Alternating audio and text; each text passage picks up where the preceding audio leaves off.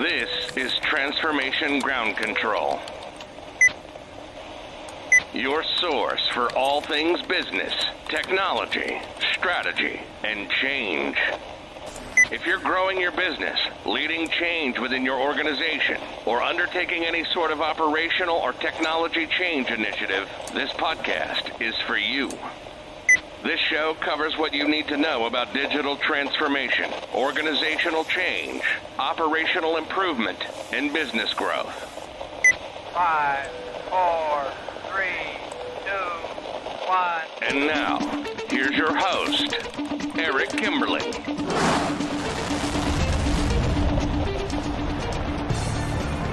Hello, welcome to Transformation Ground Control, episode number 85. My name is Eric Kimberling, here with Kyler Cheatham. Kyler, welcome to the show. Thanks for having me. As always, thank you for being here. I'm the CEO of Third Stage Consulting, and both Kyler and I are with Third Stage Consulting. We're an independent consulting firm that helps clients throughout the world with their digital transformation journeys. And this podcast is about everything related to digital transformation. So everything related to the people, process, technology, and strategy sides of change. We have a great episode for you today. And by the way, you can find new episodes every Wednesday on LinkedIn, YouTube, Facebook, and Twitter, as well as all of the audio podcast platforms that you might be listening to podcasts on. So be sure to check us out there. I've got a great show for you today. We're going to start off the segment with some hot topics, including European railways using AI to battle delays and to run their business. So that'll be an interesting case study or a use case and how AI is being used to improve organizations throughout the world. We're going to provide a digital transformation case study with Verizon Business. We'll talk about augmented reality contact lenses, which is super cool and frightening to me all at the same time. And then finally, within those hot topics, we'll talk about retail within the Metaverse and talk about what's happening in the retail industry within the Metaverse. And then later in the show, after our hot topics, Kyler and I are going to unpack this concept of digital transformation risk management, how to identify risks, how to mitigate them, what to do when you encounter risk, what some of the common risks are within transformation. And we're actually going to talk about somewhat of a framework that we use here at Third Stage to help organizations identify and manage their risks. So stay tuned for that segment. We'll talk about digital transformation risk management. And then later in the show, finally, the third segment of the show will be with Brad Feakes, who will talk about the topic of journey to the cloud. And it's a presentation he actually gave at the Digital Stratosphere Conference a few months ago. It was an online event, and you can actually view all of the sessions from that event at stratosphere2022.com. But in this episode of this podcast, we're going to play you a presentation or a keynote that Brad gave. Brad Feakes, by the way, is the president of a company called Estes Group, which is a cloud management, a cloud and managed service provider. And he's going to talk about how to make that journey to the cloud. So that'll be a great conversation that we're looking forward to. But before we get to those other segments, how about some of these hot topics you've got for us, Kyler? Absolutely. Well, an interesting case study by it's LNER, I believe it's called. So I'm not sure if they say it with the acronym, but basically what it stands for is London Northeastern Railway. So what they've done is they've leveraged AI and predictive analytics to combat a lot of the current challenges within the travel industry. So some of the things that they've done is they've created an avatar that's dedicated to a booth at the station that customers can actually interact with and book through. So they receive the most up-to-date information on their itinerary, their trips, any delays, or anything like that. They also utilize predictive analytics to actually offer the customers a service to rebook via historical data. It's called Quantum, is what the actual technology is called. And it processes a huge amount of historical data that can help employees automatically reroute train services in the event of any disruption to minimize that impact on customers. So those are two of kind of more emerging technologies that we haven't seen globally kind of mainstream yet to combat the challenges of long waits at train stations. And here in the U.S., we've struggled a lot with airline travel has been a main topic of conversation on our government side. So wanted to just get your thoughts on that, Eric, on utilizing these technologies within a service industry that has historically been a challenge in customer service and execution. Well, I think it can only help. I mean, I don't know that it could it could get much worse when it comes to reliability and on time performance. But I think it's pretty cool because if you think about the transportation industry, public transportation of any sort, whether it's airlines or railways or whatever, there's just so many variables that factor into what could cause delays. And so if there's ways to anticipate or to either anticipate expected delays and or anticipate potential risk or variation within expected times or performance times, then I think that can only help. So I think it's a great move, especially if you could use it. I don't know if this use case goes this far or not, but if you could, for example, use weather, third party weather information to know that it's going to snow or it's going to be icy or whatever, could you use that data to then inform what your schedule is or how you manage different assets within the transportation system? I think if you do start thinking really outside the box of managing data in that way, it could be a game changer within that industry and other industries as well. Yeah, I think the transportation industry is such a data rich industry that hasn't really, at least we've seen on the customer side, been leveraged, especially with, the introduction of new smart airports or customer direct through app user interfaces, those types of things. So it seems to be one of those industries that's very, very slow to undergo digital transformations. Yeah. Yeah. And that's hence probably the reason why there's so many delays and problems in the transportation space right now. Well, hopefully it only goes up from there. We'll keep an eye on how that works. I think obviously the European marketplace is a very sophisticated travel system that definitely has not translated here into the United States. So lots to learn from our European partners over there Yeah, as well. absolutely. Speaking of kind of that emerging technology, I wanted to talk to you a little bit about this augmented reality contact lens, the replace phone screens. So basically, this is a Silicon Valley startup. They're called Mojo Vision.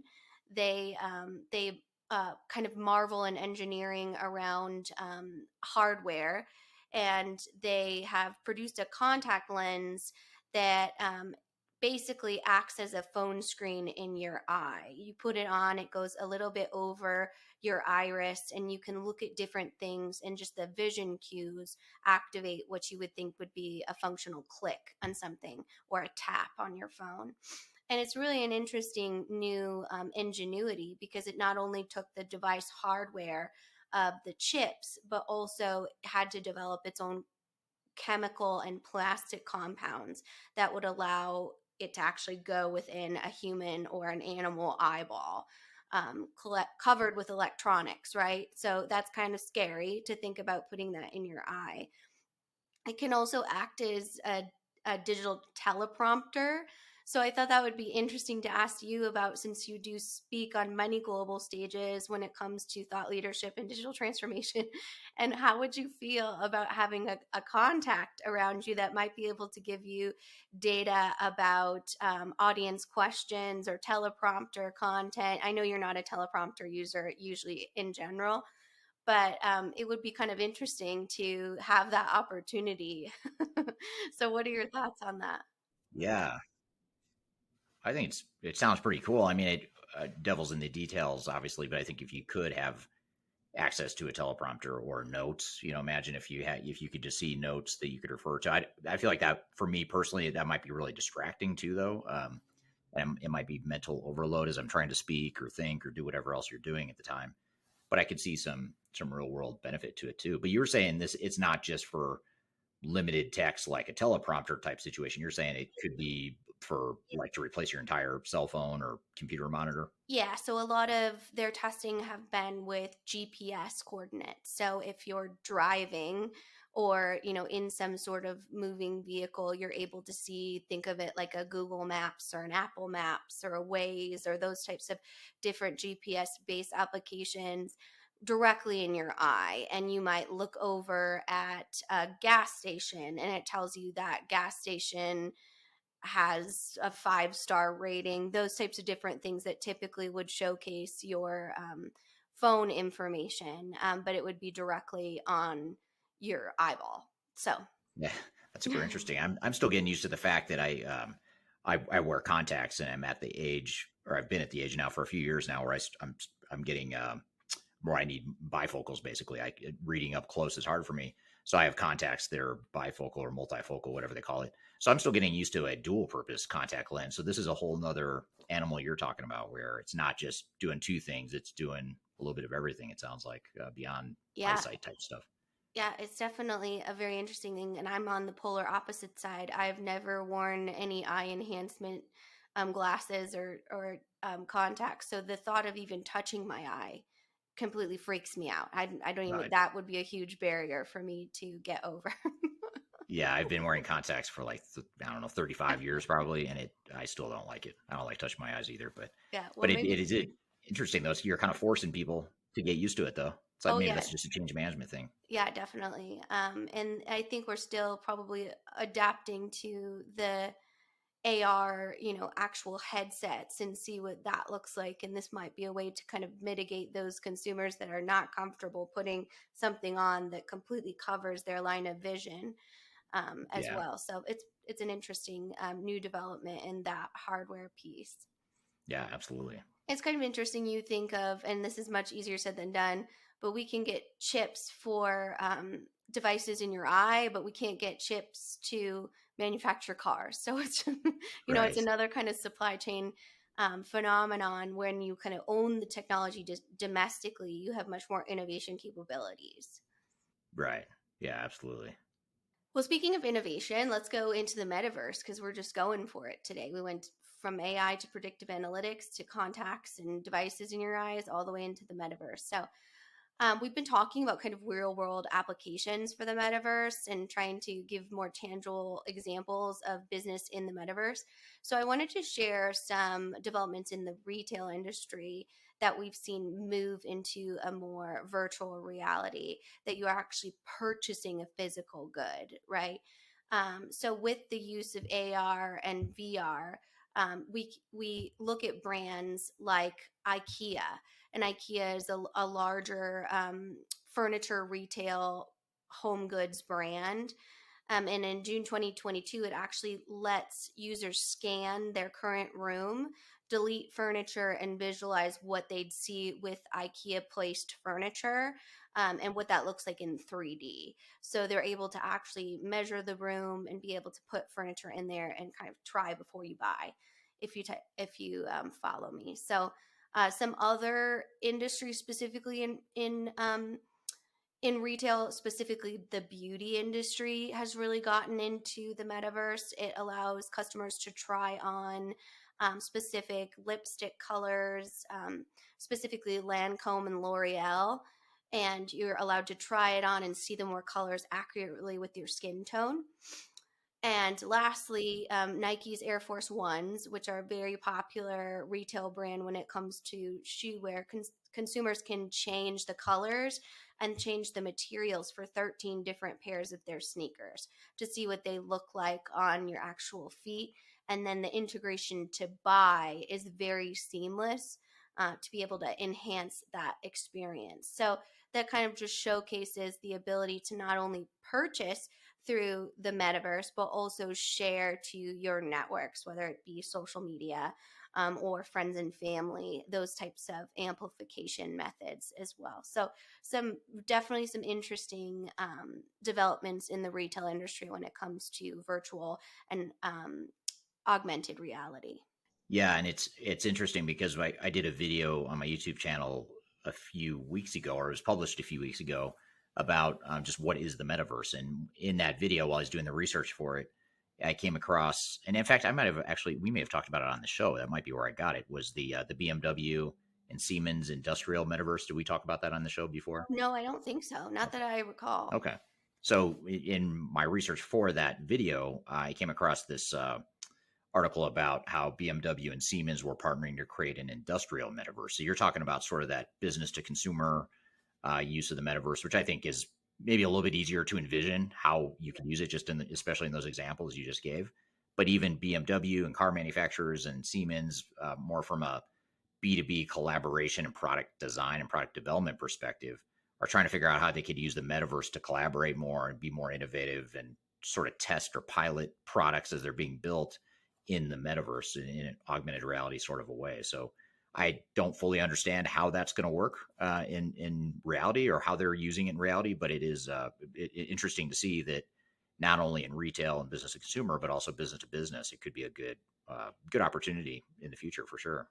Yeah, absolutely. Especially on the supply chain side, as we, experience different materials being utilized to make different vehicles or like the chips or tires, those types of different pieces. That might be an opportunity to kind of test those in a virtual um, environment as opposed to having to actually build it. Hopefully, they do build it and test the car before we all get in it. But, it's a good first step. Yeah, that would make me feel better as well. But at least before they've tested it in the real world, maybe they've tested it in the metaverse as well. So that's super interesting. Yeah, absolutely. And then the last hot topic I wanted to share with you today, I thought was a very interesting case study about digital transformation from one of the world's leading wireless carriers, Verizon Wireless. So basically, they actually surveyed their own executives that are commissioned by Verizon Business. And a lot of those happen to be retailers, they are hardware manufacturers, all the things that go into a wireless business environment. And they talked about the need to transform the employee and the customer experience through talent acquisition and technology development and maintain that long-term change through digital transformation. So the interesting part about this is these are C-suite executives, and the data here, they prioritize improving customer experience as their top strategic priority at 74%, saying that was their number one priority. However, only a third at around 35% have accelerated the use of data to improve the customer experience through automation and being able to better serve their customers. And it showcases the challenge behind that is the concerning lack of digital skills in the executive tier, which is only about 33% of what would need to be proficient enough to lead a digital transformation. So I think this is a really interesting case study that a lot of organizations, especially bigger global organization, experience, is just the lack of digital proficiency within executives to understand the need for creating a more digitized customer and employee experience. And I wondered if that was something that you had witnessed, and maybe you could share how, in your work with our clients, you help overcome that. Yeah, you're sort of touching on a bigger picture discussion point around business value and how to get an ROI, the true ROI from your technology investments, making sure you're getting the full value. And it is a challenge that organizations have. I mean, I think unfortunately too many organizations focus on more your implementation metrics, like let's finish on time and on budget, for example, and less so on let's not only make sure we get the business value out of the investment, but also let's make sure we don't disrupt our operations to where we're losing customer orders or not able to close the books or not able to pay payroll, things like that. And so you really have to think about that from a risk mitigation perspective, which is what you and I are going to dive into in a bit more detail in the next segment. But it gets back to really that goal setting or that visioning of what this project means to the organization and what you want to look like on the other side of the transformation. Too many times organizations are focused on let's just replace our technology, and we're doing it because we want to future proof. We want to look at the art of the possible. We want to you remove the technical debt. All the drivers that we commonly refer to during digital transformation are relevant, but we have to take that a step further and really look at what kind of tangible business value are we trying to get out of it, and how do we ensure that we're actually getting that value throughout the implementation. Absolutely. And I think it's kind of interesting because it's almost cyclical. We want our leaders to be fluent in digital technologies, especially our chief innovation officers, our chief digital officers, our chief technology officers. But then we also see in tandem this rise of this business technologist workforce that's more focused on the business side than the technical side. And they're kind of leading the charge around digital transformation because their skill set are able to wrap in things like the need for communication and understanding and organizational change management and cultural aspects. So it's kind of an interesting dichotomy between the two. Yeah, yeah, absolutely. And you're right. You do have to combine the business and technology and organizational components all into one cohesive solution, which is ultimately what's going to deliver the ROI. Yeah, I think, the interesting solve for me that I think is just so simple is, and I don't, in my opinion, executives don't need to be technology savvy, to the level that their overall execution team is, but they do need the ability to listen and interpret what that team is saying. So I think that is always the challenge, is especially in these bigger C-suite organizations, excuse me, there's a lot of ego. And I think that's the most interesting part. If that was all kind of just let go, you'd be able to, better trust your teams and achieve these digital transformations without having to have, hard technical skills. Certainly easier said than done, but seems like that's a blockage that we often experience. Yeah, and it comes down to getting the right team that can cover all the bases and have that complete skill set. No one person is going to have it, but as you put a team together, that's the right way to be thinking about it. Absolutely. Well, I wanted to end with that one and kind of go to our conversation around quality assurance and risk mitigation, because I think that's a good place to stop with that data and kind of Hmm. hear how we can look at risks and understand them and mitigate them before they become a very expensive restoration project for digital Yeah. transformation. Yeah, absolutely, and that is a good segue to lead us into our conversation about digital transformation risk management. So we're gonna take a quick break. When we come back, Kyla and I are going to dive into some key concepts around risk management, how to identify risks, how to manage them. We're going to take audience questions and kind of dive into this concept a bit more. We're also going to show a framework, just a one-page summary of a quality assurance framework that we use at Third Stage with our clients, just to show you some of the dimensions to be thinking about. One of them, by the way, which is benefits realization, which you were just alluding to, as far as getting the ROI out of the system. But there's 12 other areas beyond that we look at as well. So we're going to dive into all of that here in just a moment. But first, we'll take a quick break. You're listening to Transformation Ground Control.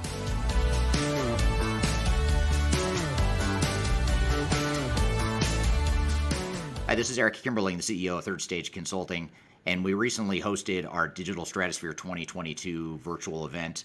It's 3 days of packed content related to digital transformation best practices, about 16 or 18 different workshops and different speakers that are presenting on different topics, everything you need to know about transformation. The bad news is if you miss that event, the event's over. The live event already happened. But the good news, if you've missed it, or even if you did attend it and you want to see replays or you want to catch the sessions you missed, you can do that now by going to stratosphere2022.com. Go to stratosphere2022.com, register. All you have to do is put in your name and email address, just a few fields. You get immediate access to all the recordings, and the recordings cover everything from digital strategy, software selection, organizational change, process improvement, architecture, data migration, cloud, trends in the industry, how to avoid failure, some of the legal aspects to think about, contractual aspects to think about as it relates to your transformation. All that is stuff that you'll get by registering for Stratosphere 2022 replay. And again, go to stratosphere2022.com and you can listen to all the replays of all the workshops that you might have missed at the event. So hope you check it out, and thanks for listening. We'll see you soon.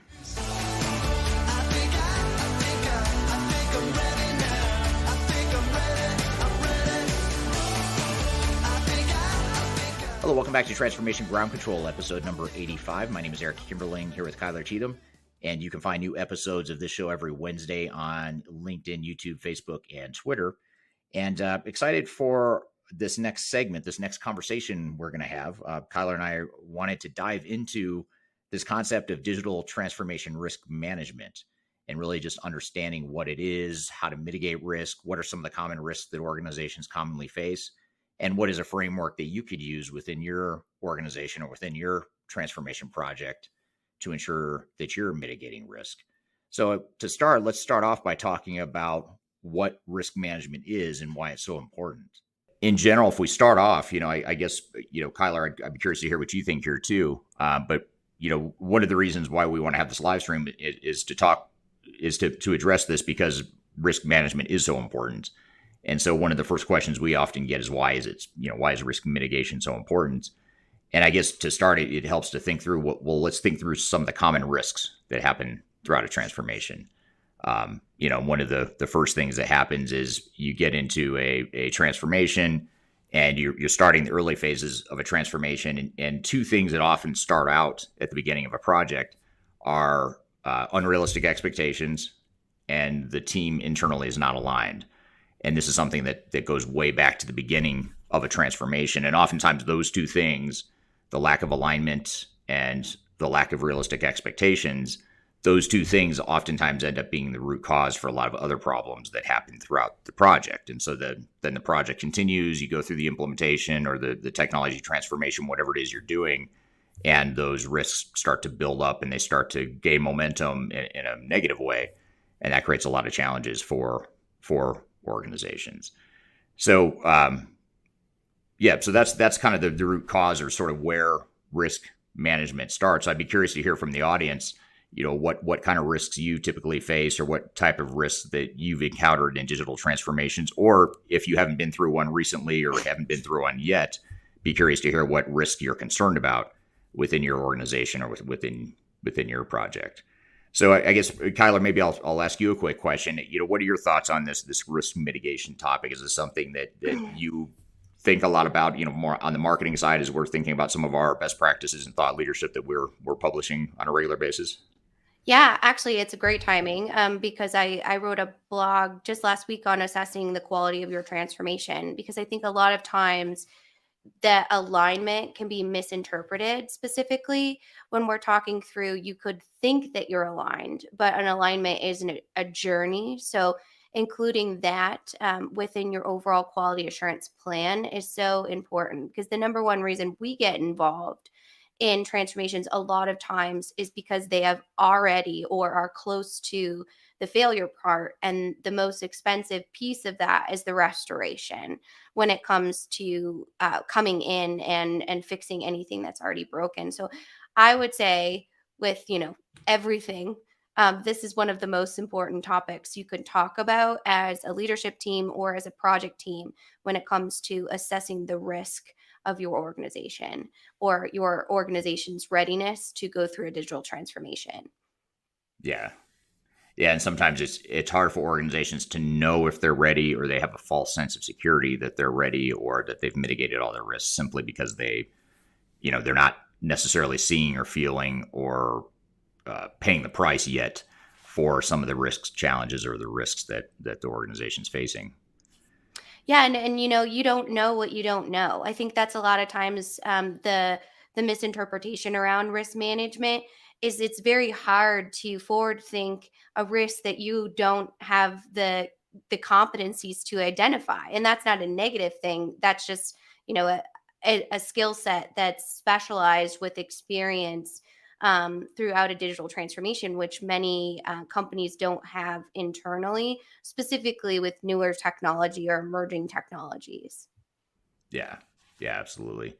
And it's, you add to the fact that a lot of times your software vendor or system integrator or implementer is sort of putting on the rose-colored glasses and putting a positive spin on how the project's going.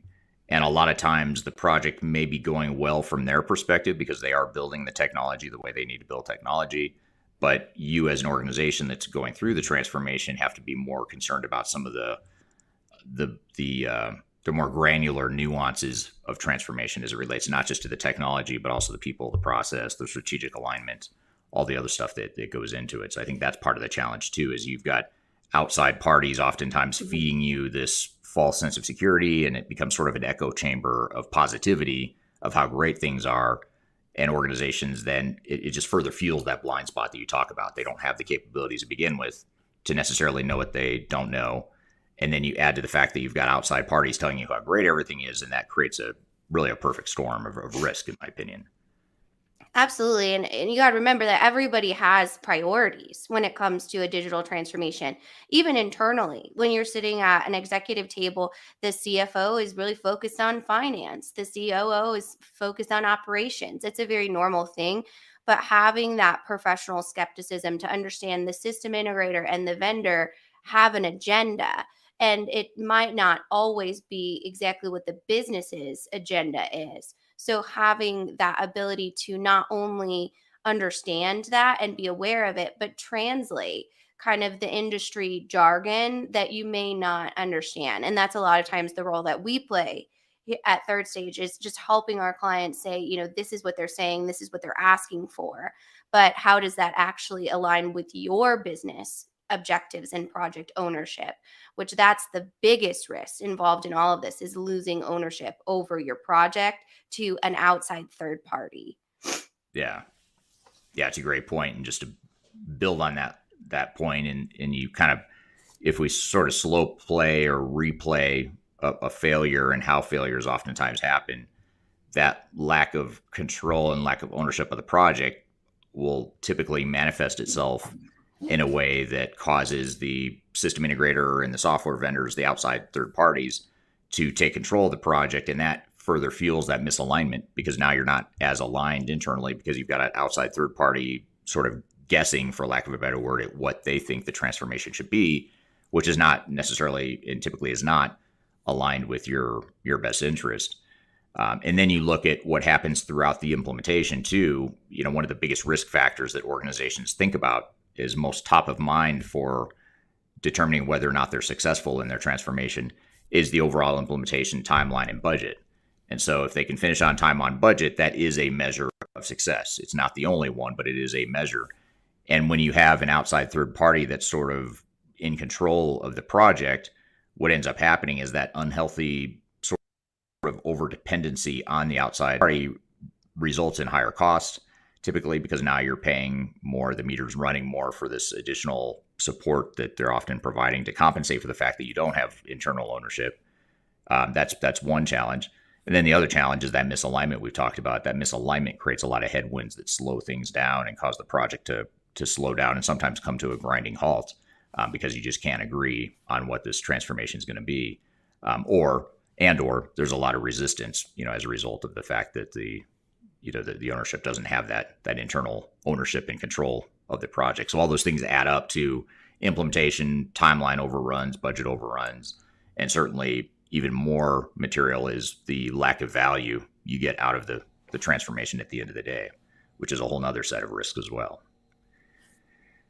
So yes, most definitely. Yeah, no, I was just going to say it's probably a good time to kind of talk through tactically, what that really looks like in identifying those risks and understanding where they might kind of reside in the project that a lot of times our client community doesn't know or isn't aware of. Yeah. And in fact, that's a good segue to sort of show a framework for how we typically identify some of these risks. And those of you that are watching this visually, this episode visually, we'll show you a framework here in front of you, and hopefully you can read at least the headings of this framework. And this is a project quality assurance framework that we use at Third Stage with our clients. It contains 13 different areas that we typically will assess during a project. And it ranges from things that are really important early in a project, like procurement and project planning and getting the right project governance and controls in place. And then it includes other dimensions that become even more important as the implementation proceeds. So things like making sure you have business process alignment, and you've addressed organizational change and master data management, testing, security, et cetera. And when you look at these 13 boxes with some of the details within it, some of the sub bullets within it, you see that there's just a lot of different moving parts you have to think about with the transformation. And so the challenge with transformation is having this global big picture view of a transformation and proactively identifying where these risks might be. And again, the challenge with this is because a lot of organizations just don't have the knowledge to know, or the experience and foresight to understand where these risks are. And a lot of times what happens is they wait until they actually feel the pain of the risk. And then by that point, it's typically too late. So just to give you an example, one thing that often happens, one dynamic that often happens is when you get into testing. A lot of times you get into testing, and that's when you have the, oh shoot moment as an organization. A lot of times, like, oh shoot, this is not what we envisioned, or this just doesn't fit our business, and there's all these problems. And there's no reason that should all come out when you get to testing. There's actually risks that have been building up along the way that should have indicated that these risks were there, but testing just happens to be what brings it to the surface, because now you're getting into the software, you're getting more people involved, you're sort of running a mock-up of your operations using this new system. And that's what exposes a lot of these risks and challenges. But the reality is that if you have this framework in place, and if you know how to use it, you should be able to identify those risks earlier on, so that you can mitigate those risks. Not to say that testing should be perfect and you're not going to have any issues during testing, because you typically always will. And that's the whole point of testing. But what often happens is organizations just get blindsided, as they go through the project. And in reality, they could have avoided some of those risks along the way. So that's the general framework. I'd be curious to hear too from the audience, what some of the common challenges are that they're experiencing. And by the way, Kyler also dropped in the chat. She dropped a link to this framework. So if you want to download it, you can actually download the framework off of our website. And certainly if you're listening to the audio only version of this podcast or this episode, you can use that to follow along, or to get some additional context to what we're talking about here today. I'm going to come back to this in a moment, so I'll keep coming back to this one slide. But in the meantime, I wanted to turn to the audience here and just look at some of the comments, or see where some people are joining us from today. Obviously, Kyler and I are here in the United States in Colorado. So happy fall to everyone here in the Northern Hemisphere, or happy autumn, I should say. Yeah. We also have Ush from the UK joining us on YouTube. Thank you for being here. We have John joining from Germany in the midst of a Microsoft D365 digital transformation. So thank you for being here. And then just another example is we have Sean from Botswana. So thank you for joining here today. So really appreciate having you all on. And I know there's a lot of other people from other parts of the world. So love to hear where you're all from as well. And again, if you could just drop in the chat, what are some of the risks that you're most concerned about? What do you see as the biggest risks, either through your experience or through your expected risk as you enter a transformation, particularly for those of you that are in the midst of ones right now? So, I guess maybe I'll sort of open up one question for discussion here, which is, what is the biggest risk in a digital transformation? I'd be curious, maybe I'll ask you, Kyler, and put you on the spot. What do you think, just based on all the discussions we have day to day with clients and with our team and in these podcasts, what do you think the biggest risks are? What do you see as sort of those biggest 2 or 3 risks that percolate to the surface? Well, I'm so excited to be able to say it depends, because it really depends on, take a note out of your book, right? Exactly. My consultant answer. But I would say the biggest risks is not understanding what you're actually going through as an organization. So those specific organizational readiness assessments, those cultural assessments, understanding roles and responsibilities, project governance. If all of those things, those phase 0 tactics, are not executed before you start the project, you will constantly be at risk for a very costly mistake or just misorganization around the overall project. So I would say the biggest risk, in my opinion, would be not effectively planning a phase 0 of your digital transformation. So what about you, Eric? Turning the tables, what do you see a lot of times as the biggest risk factors? Well, I think that is certainly one, I would say too, that I would agree with you on, is the phase 0 / implementation planning phase. Mm-hmm. That moment in time oftentimes gets glossed over in a transformation, because you've typically at the point where you've chosen technology, there's a tendency to want to just jump in and start going. Let's just start designing, building, deploying technology. And it's good to have that momentum, that excitement, that motivation internally. You don't want to lose that, but you also want to be smart and make sure you take the time to slow down early on, because I think that's hard for organizations to think that through. Like, if we slow down, that means we're going to delay the project. Well, actually, if you slow down up front, you're going to speed things up so much more later on. It's actually going to be, the net result will be a faster, better implementation. So rather than just saying, I agree with you and you're right, maybe I'll add a couple other things to the list too. You're a genius. Yeah, you are a genius. But I would say too, change management is always one, organizational change management, just because resistance to change is always a challenge. And no matter the organization, it's the one time I won't say it depends, because most, if not all, organizations have resistance to change. The only part that depends is what is the source of the resistance, and why are they resisting the change? Too many organizations falsely think, or have the false sense of security, that their team is totally on board because they're telling the executives that they are on board. And chances are they are on board. I think that's the tricky part of change management, is people look to sort of the sabotaging of the project as a sign of potential resistance. That's usually not what it is. It's usually not someone trying to sabotage the project or someone just refusing to change. It's typically a lot more subtle than that. It's typically related to fear and loss and the unknown and all that stuff. So change management is definitely one. And then I'd say, just ensuring the overall strategic alignment and making sure that your internal team is aligned and that your transformation is aligned with the goals and objectives of the company. Because a lot of times the transformation ends up going a different direction than what the overall organization is trying to go. And that mismatch or that misalignment can create a lot of challenges and risks. That's sort of like a domino effect later on. Yeah, and addressing that, Eric, I'd be curious if you could talk a little bit about a project health check, because I think that's one of the things that we think that, okay, I got my phase 0, I got my planning, it's tightened up, it's ready to execute, but not understanding that this is a 2, 3, 4 year project, right? So what are the different touch points that you need to kind of recheck in to make sure you are securing that continued alignment and that your project is still on track?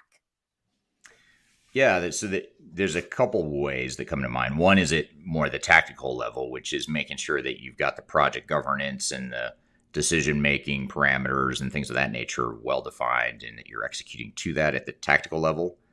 But then at the more strategic or the executive level, you want to make sure that the executives are on board and aligned with the project, and vice versa. You want to make sure the project is aligned with what the executives are expecting. And if there is a mismatch between executive expectations and what's happening in the project, you need to reconcile that rather than just forging ahead and hoping that, we power through it and everything is going to be okay later on, because they'll just the executives will just figure it out, or we'll somehow get aligned later on. So you have to be real deliberate about it. And so I think having the more frequent touch points with the executive team and the executive steering committee, that will ensure that you expose the areas of misalignment, and rather than hide from it or ignore it, figure out, what do we do now to get aligned? It could be that, there's unrealistic expectations at the executive level. They think this project should be moving a lot faster. And so what do we do in that case? How do we do it? Do we just decide to move faster because the executives want us to, or do we try to realign their expectations and manage the expectations of the team or of the executive team? Or maybe it's a combination of both. So I think that's the sort of way to think through it is in that way too. So those are a couple examples of that misalignment, the change management, all that sort of thing, and be able to do that health check along the way to make sure that we've mitigated that risk is a great point to your point. Absolutely. And some of these audience questions, we can kind of dig into talking through what that looks like from a system standpoint, and then also an OCM standpoint, which, is a huge risk factor that's often not spoken about. So I'm sure we can kind of look at those and take the conversation from there. Yeah, absolutely.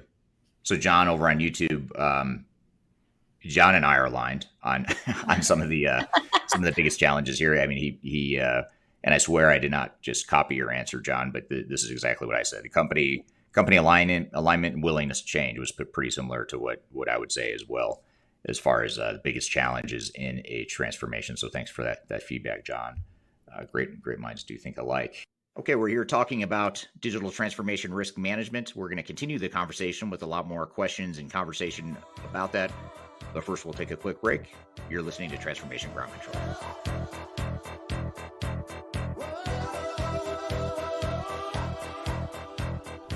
If you are aiming for transformation success, turn to Third Stage Consulting Group. Third Stage's independent and technology agnostic consulting team helps clients define their digital strategies, define their roadmaps, and manage their transformations. With offices in the US, Europe, and Australia, our team helps the world's most forward-thinking organizations through their transformation pitfalls and risks. If you are embarking on a digital transformation or business change initiative, contact Third Stage Consulting to see how we can help you reach the third stage of transformation success. Learn more about us and download independent reports, videos, and other best practices at thirdstage-consulting.com.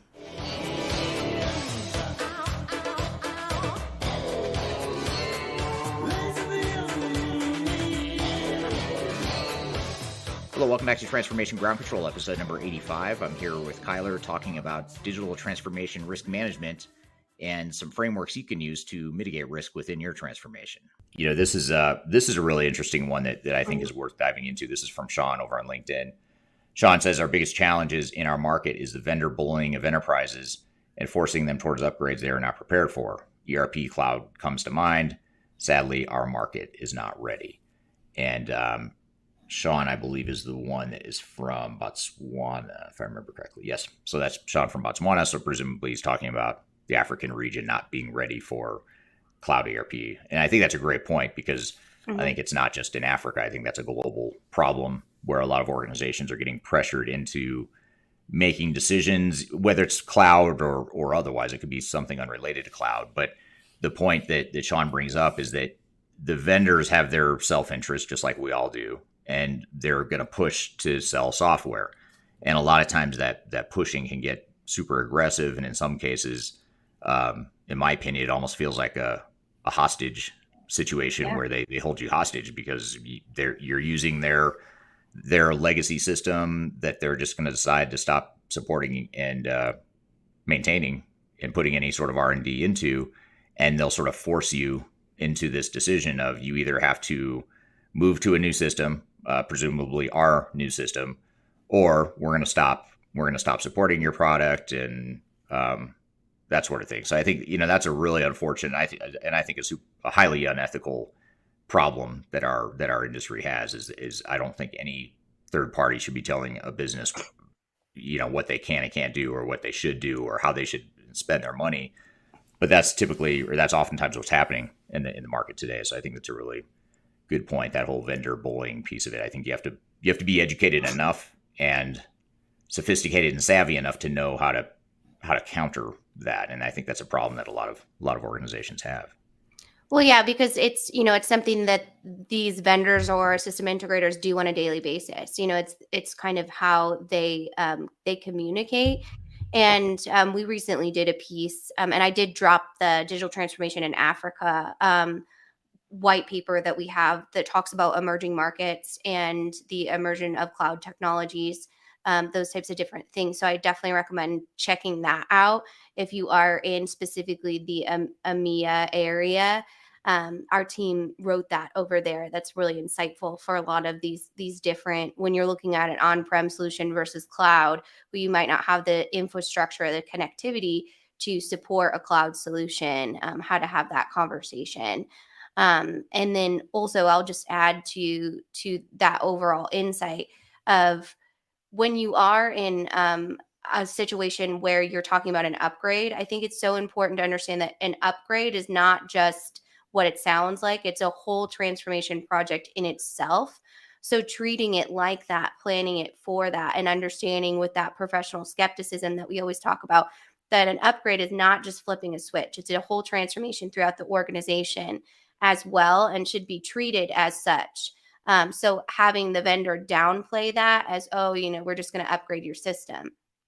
That's not what that looks like. Roles and responsibilities change, processes change, the technologies change. So that needs to be really considered within that conversation. Yeah. Yeah. It's sort of that.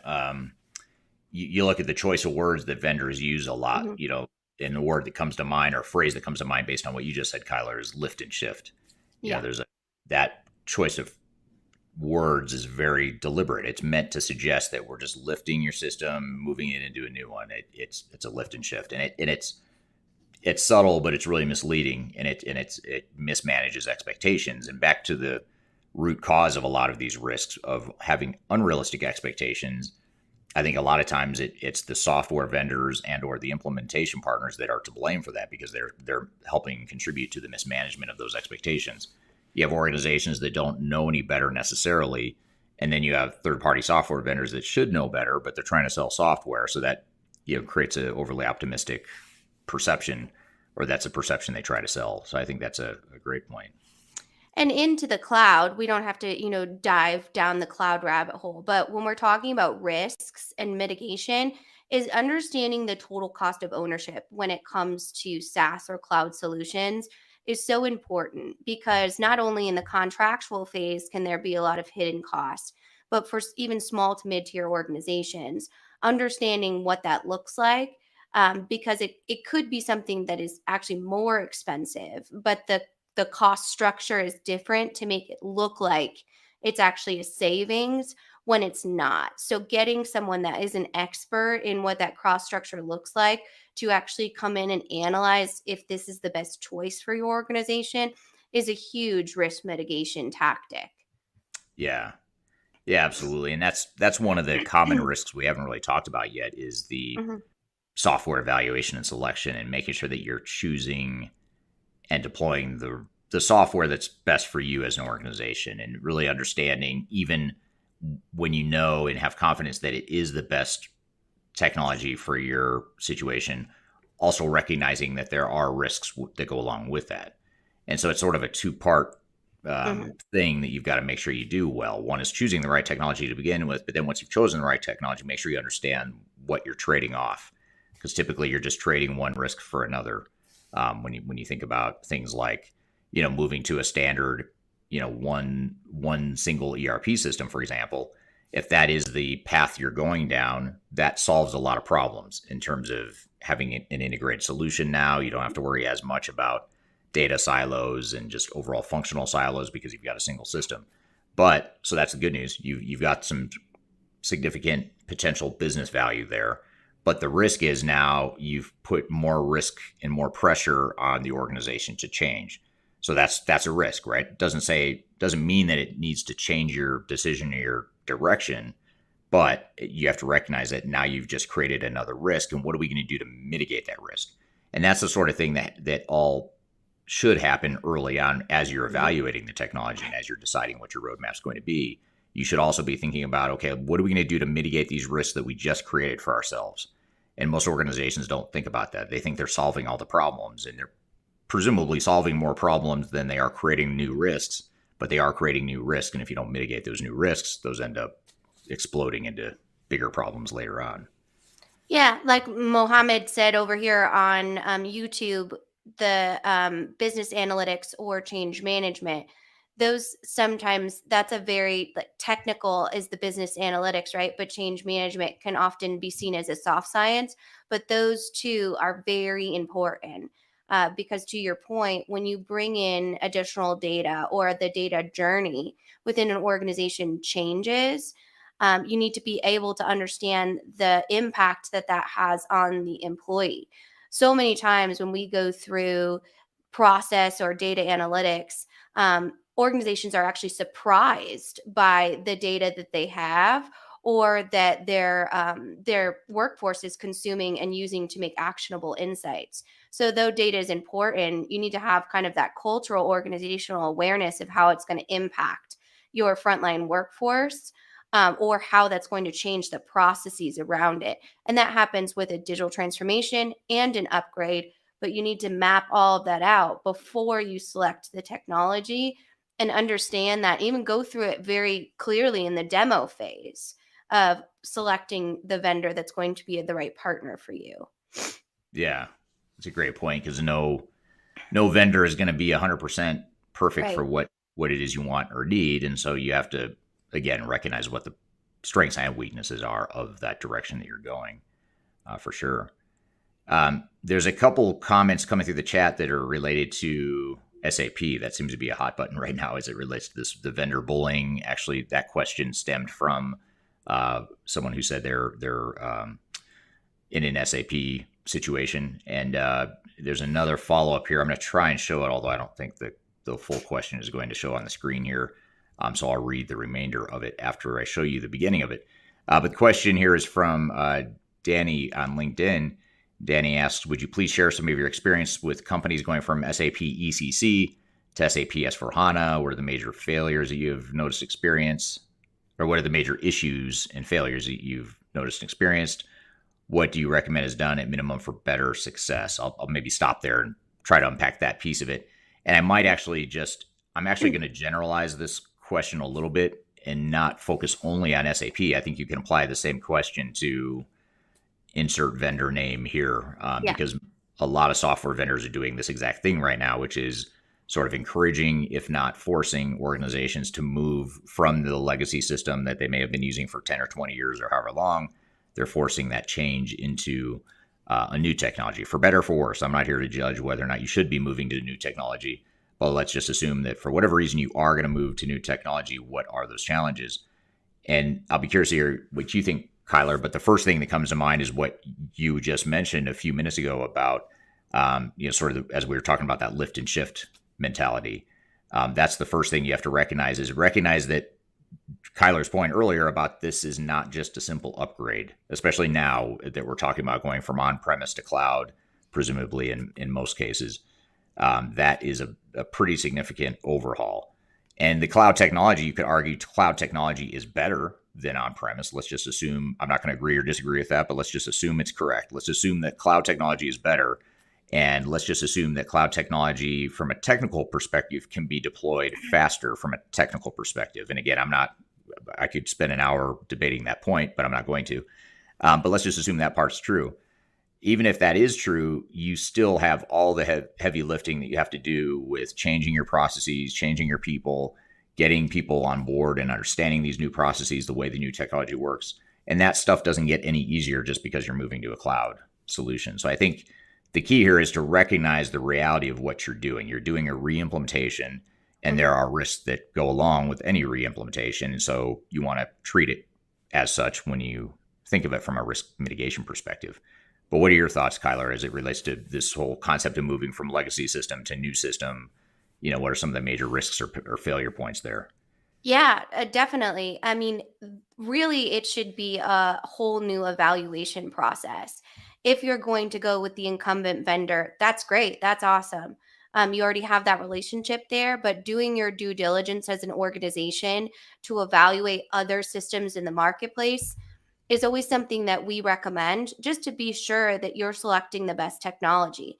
And so seeing it as a new selection of a software is really important to ensure that you kind of check all the boxes of where you are in the marketplace, because these legacy systems could be 20, 30 years old, and a lot has happened in the technology space since then, and you're allowed to evolve as a business, right? So understanding that that's something that you can consider. And I did pop in the chat on both LinkedIn and YouTube here, our guide to SAP S4HANA implementations, and that does have a lot of the system-specific questions and risks in there. So I definitely recommend, if you're interested in SAP S4HANA specifically, you go ahead and check that out. But that is a major transformation from that system. There's a lot of risks involved. So having a risk mitigation and quality assurance plan is going to be key to understanding and identify those before you experience an expensive risk on that side. Yeah. Yeah. And the same can be said too. I know, the focus of the question and the focus of the guide that you shared, Kyler, is on SAP, but we have a similar set of best practices and recommendations for Microsoft D365 implementations, Oracle implementations, and others too. So if you go to thirdstage-consulting.com, which is our website. Just go to the resource center and you can find all the guides we have, which not only those three, the guide to success for SAP, Oracle, Microsoft, but also just other white papers and reports out on their resource center. So be sure to check that out as well. Another question that's sort of related along the same thread here of vendor expectation setting and vendor bullying and mismanaged expectations, all that stuff. This question is from Sun over on YouTube. And Sun, I'm not sure if it's Sun or Soon. I'm going to say Sun, but I apologize if I'm saying that wrong. But the question or comment here is, digital transformation will be mandatory in the future? ? I think it's a really interesting question because if you ask most industry analysts or consultants or others that have something to gain by more organizations going through digital transformation, and this includes third stage consulting, by the way, I'll be totally candid. We're all going to say, if we're acting in our best interest, in our own self-interest, we're all going to say, yes, digital transformation is mandatory. Every organization should go through a digital transformation.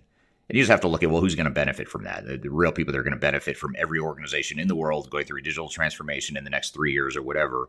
It's going to be the software vendors. It's going to be the consultants. It's going to be the industry analysts. All those people have a lot to gain.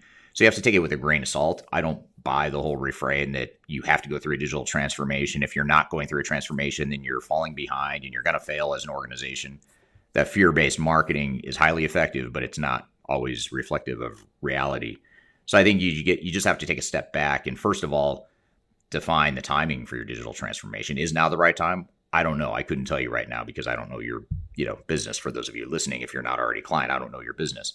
So I couldn't tell you. But even if the answer is yes, you should go through digital transformation, doesn't mean you have to go all in on a digital transformation. It could be more of an incremental phased approach or more of sort of a risk adverse or an approach that's meant to mitigate risk or focused on mitigating risk. That's okay too.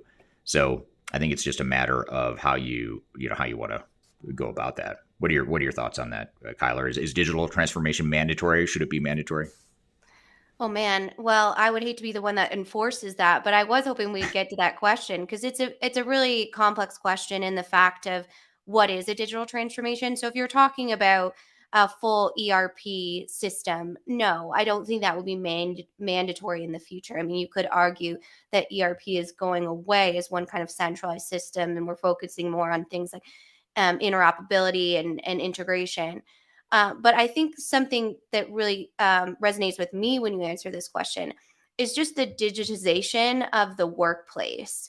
I think is something that I, as a business leader, would focus on as far as a risk assessment and a quality assurance piece to ensure that your culture or your organization embraces new technology instead of runs from it. And that could be anything from a basic new technology that you're integrating into your internal workforce or work from home policies or those types of different things that you utilize a technology to help produce productivity around, to understanding efficiencies within your organization and having the innovation and the culture of employees that are going to say, hey, I see this opportunity here. Hey, I see this efficiency piece here. So to me, I think that's going to be mandatory or, a best practice, if you say, in businesses that are going to continue to grow, because technology kind of creeps into no matter what you do in personal and professional life in 2022. So understanding how that affects your organization's culture and just overall employee experience and customer experience, more importantly, is going to be key in being able to continue to grow and excel. So that's kind of how I see it in more of a holistic standpoint as opposed to from an actual system standpoint. Yeah, I agree. And, I think there's certain industries that are being disrupted at different paces in different points in time. And it could be that certain parts of your business are being, there's macroeconomic sorts of things happening in the background or outside the organization that may, quote unquote, force you or highly encourage you or lead you to a digital transformation. But I don't know that it's going to be mandatory. To your point, Kyler, I don't think it's mandatory that you do an entire systems-wide upgrade or enterprise-wide upgrade, unless it's, you're operating on something you've been using since the 80s and it's just on its last leg and you're not scaling anymore.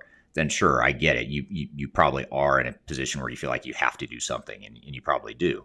But some organizations, if the system's good enough and it's working, you can take more of a piecemeal approach and more of an incremental approach. You have the luxury to do that if you want to, depending on where you are in the whole digital maturity curve there. Yeah, especially with the emergence of those best of breed technologies. That's one of the kind of forks in the road that organizations come to in the evaluation process. If you have one area of the business that's really underperforming and suffering, but your business is healthy as a whole, that evaluation process is so important to understand all of the options within the marketplace. And that's really where Third Stage comes and supports our clients and adds value, is just showcasing the options in a very saturated and complex marketplace. Yeah. Okay, we're here talking about digital transformation risk management. We're going to continue the conversation with a lot more questions and conversation about that. But first, we'll take a quick break. You're listening to Transformation Ground Control.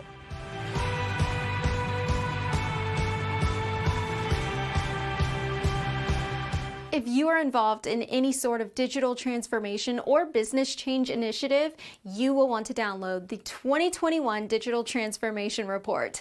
With its comprehensive overview of business and technology trends and best practices, this report is a must-have guide for any transformation project or executive team. Download this free report by visiting Third Stage Consulting at thirdstage-consulting.com.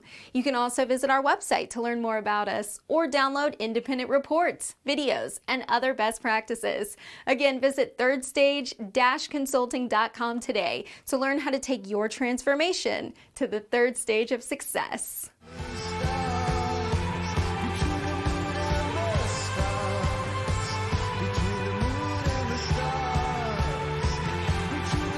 Hello, welcome back to Transformation Ground Control, episode number 85. I'm here with Kyler talking about digital transformation risk management and some frameworks you can use to mitigate risk within your transformation.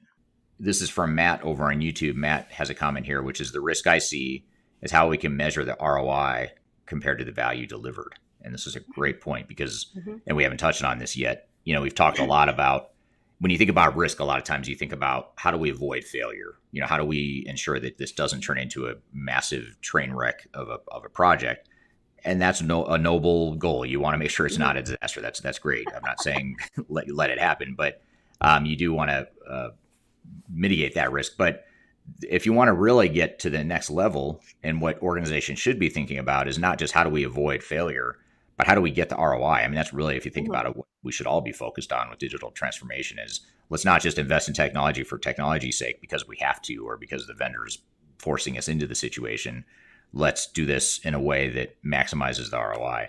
And so I think that's a great point, is the under realization of business value is, in my opinion, probably the biggest risk on a project, because the money that organizations leave on the table after spending all this money on a transformation, they fail to recognize the benefits. To me, that's it's almost a travesty. It's pretty tragic that an organization would do that. Yeah, it is. It's absolutely tragic. And that's such an important point, is understanding how to maximize business value and understanding really what we call, the third stage of that digital transformation, through user adoption strategies and understanding how you're actually going to realize and optimize the value that the new technology delivers, while identifying those key metrics. What are those metrics to success? Is it ROI? Is it less process? Is it leaning out process efficiencies? Is it getting your product to your customers faster? What is the key to success there for your organization? Yeah, absolutely. And in fact, if I take us back to this, the graphic here of our quality assurance framework, which is meant to identify and help mitigate risks in a transformation, you see that the bottom right, the last box here, is benefits realization and performance. So how do we ensure we actually get that value? And even though it's the last box listed here, and a lot of times organizations think that, well, let's just worry about that later, once we go live, then we'll figure out how we're going to get more value out of it. You should do that to some degree, but you should also be spending time during the transformation, making sure that you're making the right decisions to help maximize value. And maybe even more importantly, cutting those decisions or cutting from scope things that don't add business value. That's a really important one too, because too often organizations just go all in on a technology. They buy all these modules and seats and licenses that they don't need, and it ends up being wasted cost that they can't justify with business value. But in their minds, they think, well, we got a great deal. The software vendor gave us a great deal to go buy all the software that we're never going to use. Okay, well, you bought it. Now you've got to figure out how to deploy it. And if you're not going to deploy it, then don't bother buying it just because you got a good deal. So that's the sort of the way to think about it. But that benefits realization piece is really important for sure. Absolutely. So, go ahead. Oh, no, go ahead. I was just going to say, and that brings up that feared technical debt. And the more of those kind of bolt-on applications or those systems that you were sold as a specific module, that also ups your cybersecurity risks, which we know is something that is a huge initiative. And we talked about it on our ground control episode a few weeks back about the average cost of a cybersecurity issue or hack or phishing scam or those types of different things. The more applications and technology that you own, the more you need to be able to protect that and protect the data within your organization too. So considering that as a risk in this conversation is something that needs to happen as well. Yeah, absolutely. And just going back to the quality assurance framework, you'd see that they're somewhere on here. I'm having trouble reading it with my old eyes or my aging eyes, but I think it's under. It's right there. Yeah, the security right next to the reporting and analytics. Don't worry. Yeah, thank you. I know I've got the. Yeah, thank you. You've got much younger eyes than I do, but under the security box here, you see that cybersecurity is obviously a part of that. And also, we get into master data management a couple boxes over. That's another important one. Back to the point earlier about analytics and having the right data and reporting and information coming out of the system. That's important too. You don't want to just put in technology for technology's sake without having better visibility and better analytics than you had before the transformation. So those are all good points as well. Here's an interesting comment from Ghassan over on LinkedIn. He says that customizations of ERP or technology in general increases the risk of failure due to distorting of the standard workflow of the ERP. This is creating snowball aftermath for support and cost. That's a great point, that customization is a key source of risk in transformation. And anytime you do customization, you're introducing more risk into the project. The problem is it's not always that easy. It's not always that easy to say, don't customize, because typically, or oftentimes I should say, the reason for wanting to customize is because it's helping address some sort of competitive advantage or something that's unique to you as a business that you want to preserve, that you want to maintain. And the phenomena you have to navigate, or the tightrope you have to walk, is that there are times where customization is appropriate, but it's a slippery slope, because if you start customizing a little bit, it's easy to start customizing a lot when you shouldn't be doing it. So you should be real selective about it. And it's okay to customize sometimes. I mean, I think that's a misperception in the marketplace is customization is bad, and it's sort of a universal blanket statement. And again, software vendors perpetuate it by saying, hey, we've got best practices in our software. If you would just be more open to change and just change your business and use our software the way it was built, then everything would be fine. Well, no, maybe, but maybe it won't be fine. Maybe it's going to, totally water down some of your competitive advantage or some of the things you already do well as an organization. So why would you do that? And so you just have to be careful that you're not getting guilted into or duped into, just using standard software when maybe that standard software isn't the right solution for your business. The other thing too is it's not always just customization. That's not always the one option. You could either customize, change the software to fit your business. The other option, or another option, is you change the business to fit the software. A third option is you go find a third-party bolt-on system. Maybe there's a software out there that handles that function better than the core enterprise-wide technology or ERP system you're trying to deploy. Maybe that's the option. And that's again, there's risks, rewards with each of those three options, but you have to sort of weigh those against the project governance and the strategic parameters that you set for the project early on. Yeah, absolutely. And it's, it's that finding that balance. But I think what the thesis of your recommendation there is understand what all of that means. That professional skepticism that we kind of talk about. Everyone involved in that conversation has an agenda. So if a vendor is saying, "Hey, oh, no worries, we can just customize that," like, it's we're just dotting our I's and crossing our T's. It's not how that works, right? That needs to be considered, mapped out, truly analyzed to make sure that that's a big business decision to customize a piece of software. It's not only expensive, but it changes processes or those types of things. Also, the risk kind of in there is that off the shelf piece of, our software was built around tons of studies that shows how businesses can be most efficient. So you should just do what we say. Right. And that piece too is like, we could do that, but that would completely change our business model, our identity as a brand, our overall competitive advantage or secret sauce when it comes to the marketplace. So understanding just that decision, none is bad or good, but everyone has an agenda in that conversation. And being able to have the asset of an independent third party to say, these are all the considerations, not this is what you should do, this is what you shouldn't do, but these are all of the different pieces that will change as far as your business and the system if you do choose to customize.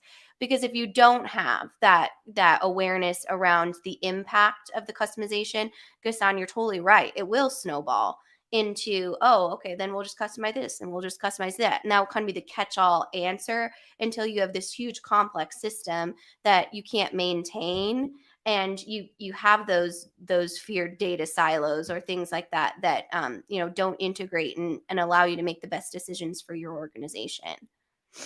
Yeah. And I know when we do, and I didn't mention this up front, but that quality assurance framework that we were showing earlier, and just risk mitigation in general, that whole framework was built largely on some of our expert witness work. So when we do expert witness work, we're testifying in court as it relates to a lawsuit related to digital transformation, and we've done a lot of those cases where we've testified in court to support these lawsuits. And the reason I bring that up is because a lot of times what happens in these expert witness cases when there's a lawsuit is that the software vendor will blame, first of all, the customer will blame the software vendor because they were sold a bill of goods. The software doesn't work the way they said it would. It costs more than they thought. There's all these damages that they allege for the implementing organization. And then what the software vendors and system integrators typically do in response to that as part of their defense is to say that, well, you, Mr. or Mrs. Client, refuse to change. Our software could do A, B, and C, but you refused to use it the way it was built. You customized, and therefore you created these risks yourself. Well, the problem is, usually there's some sort of middle, gray area there where it was sort of like a combination of people's fault. But a lot of times that's what the way software vendors think. And again, the reality is it's not as cut and dry as does the software do function A, B, or C, but it's how well does it do function A, B, or C, and how well does function A, B, or C fit our business. And that's the gray area that becomes tricky because it's not just a check mark like in an RFP response where you say, can it do A, B, or C? Chances are most vendors are going to say, yes, it can. It may not do it well, but it can do it, is sort of the response that you oftentimes see. So I think that's one of the key challenges there as well. Absolutely. Such an important point too, of yes, it can do that, but can it do it right for that client or that business structure? So that's definitely a really important point. Yeah. And just to maybe wrap up now that we're up against time here, Kyler, you shared a couple resources. Maybe help us recap. What are some of the immediate takeaways or sort of things that we could do to start thinking about mitigating risk, regardless of where we are in the project? What kind of resources could you direct us to and kind of lead us with? Absolutely. Well, we obviously have all of our thought leadership, literally thousands of videos from Eric and the rest of our team here. We have our 2023 transformation report, which I would definitely start with because that gives you an overall kind of 1,000-foot view of what your software selection is going to look like, some of the top systems, organizational change management, and then also quality assurance in that piece. The one thing I will recommend, which sounds like sales language for us, which it doesn't matter to me if you come to Third Stage or anywhere else, if you reach out to a third party that is technology agnostic and independent, that's going to be the biggest insurance package that you can buy for your project, because that expert is going to be able to assume your business goals while understanding kind of all of the technical conversations and complexities behind the software vendor, the SI, and any other internal teams that you have involved. So that's certainly where I would start, is getting that knowledge and then talking to independent experts to ensure that you're armed with the ability to have that conversation as a project leader. Yeah, that's great advice. And all those resources you just mentioned, you can find on our website at Third Stage, and you spell out the word third, so it's THIRD, stage-consulting.com. And if you also follow us, you can either follow Third Stage and or Kyler or I individually on YouTube, LinkedIn, Twitter, TikTok. Follow us on social media, because we're always putting stuff out there too. So there's a daily basis we're cranking out content and putting out information that is meant to help the digital transformation community. And then Kyler has dropped a couple links in the chat here too as well to help with that. So, okay, good stuff. Thank you again, Kyler, for that great conversation. And thank you to the audience for the great questions and conversations points there. That was very helpful and a good conversation. Hopefully that gives you some good perspective on how to begin to manage risk in your digital transformation. When we come back, we're going to shift gears a bit, although it is very much related or similar. It sort of ties into what we just talked about in our previous segment. We're going to have Brad Feakes, who's the president of Estes Group, a cloud and managed service provider, who's going to be on the show talking about how to manage that journey to the cloud. And we talk a bit about lift and shift and how cloud technologies have their strengths and weaknesses and their challenges. We just talked about that in the conversation here about risk management. So we're going to shift gears here and play you a clip from our Stratosphere event where Brad talks about the journey to the cloud. So we'll take a quick break and we'll get to that segment. But first, you're listening to Transformation Ground Control.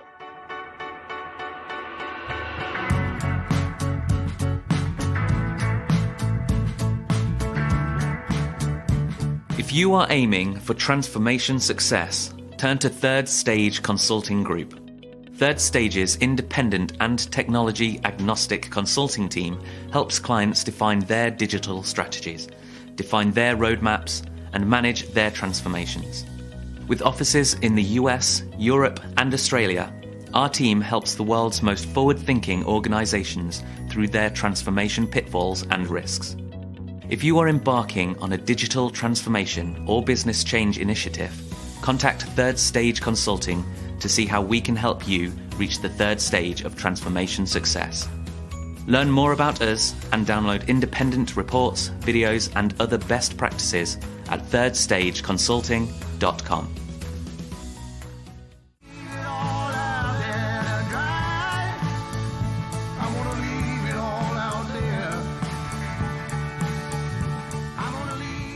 Hello, welcome back to Transformation Ground Control, episode number 85. My name is Eric Kimberling, here with Kyler Cheatham. You can find new episodes every Wednesday on YouTube, Facebook, LinkedIn, and Twitter, as well as all the audio podcast platforms. And be sure to follow us on social media as well. We're on YouTube, Facebook, LinkedIn, Twitter, TikTok.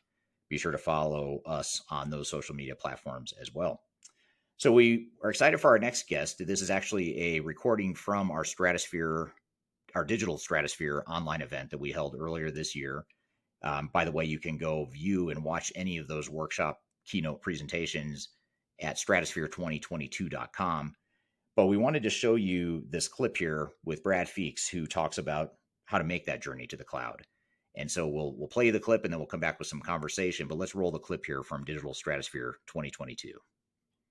And let me quickly take just a second to tell you a little bit about Estes Group so you understand some context about what we're doing. Estes Group, we're a consultancy and cloud migration agency. We work with companies to migrate their systems, their applications, primarily in the ERP space, into the cloud. we also provide the supporting managed IT services that wrap around that ERP. What we started out as, interestingly enough, was a system integrator.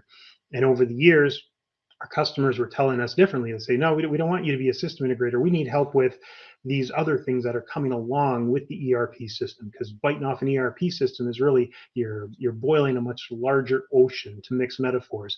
And we found ourselves more and more helping customers with these auxiliary activities, such as the applications deployment, its administration.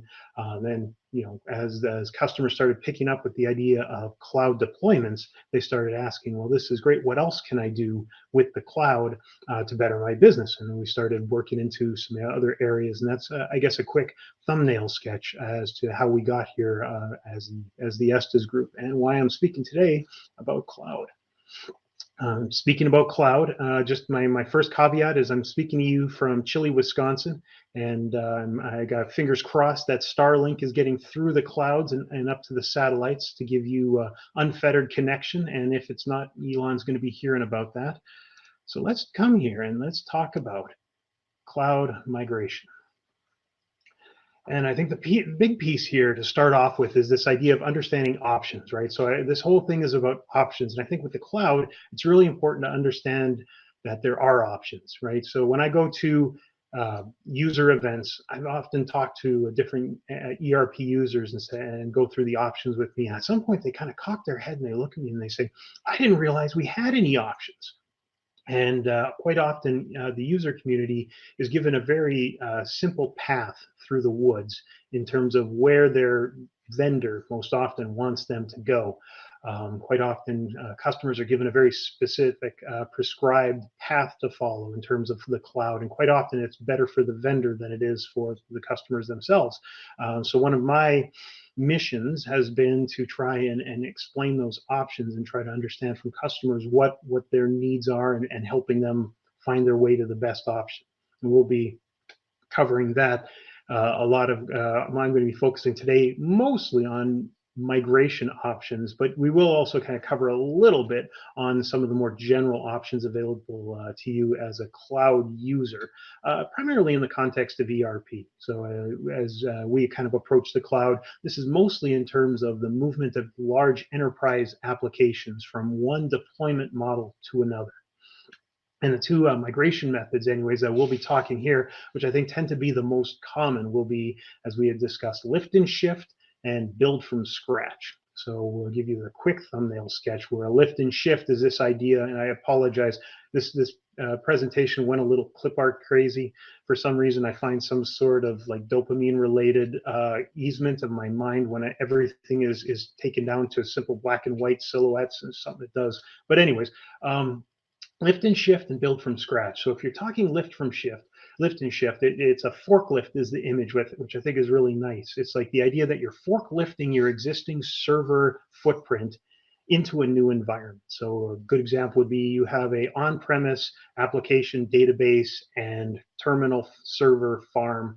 You pick those environments up in terms of kind of like an image of those environments, and you drop that now onto a virtual server in a, so let's say, private cloud hosted environment, such that all of the things that came along with that environment literally get dropped into that new environment. Benefits, liabilities to that, and we'll go into that shortly. Another environmental migration option that you have is kind of, I would say in many ways, the opposite of that. Rather than lifting and shifting what you've already had, you're going to say, I'm going to take this new environment, I'm going to carve out a new cloud environment. I'm going to build it up from scratch, all the different application layers, and implement that instead. So within those two contexts, a couple of quick bullets, what we're going to go through. Like I said, the options, really important that you understand where you're coming from, and the base platform that you wish to migrate to. I'm going to have some visuals and some metaphors, I guess, to try and understand what I'm speaking about when I talk about base platform versus a tertiary platform. Understand that impact of hybrid cloud integrations. It's one of those kind of drinking game terms, right? Anytime someone says hybrid cloud, you take a drink, and we're all under the table before noon. But it's a real important concept to understand, and especially as it relates to migrations, because those hybrid third-party applications are coming along for the ride when you migrate, right? No one migrates in a vacuum, right? No man is an island, no application is either.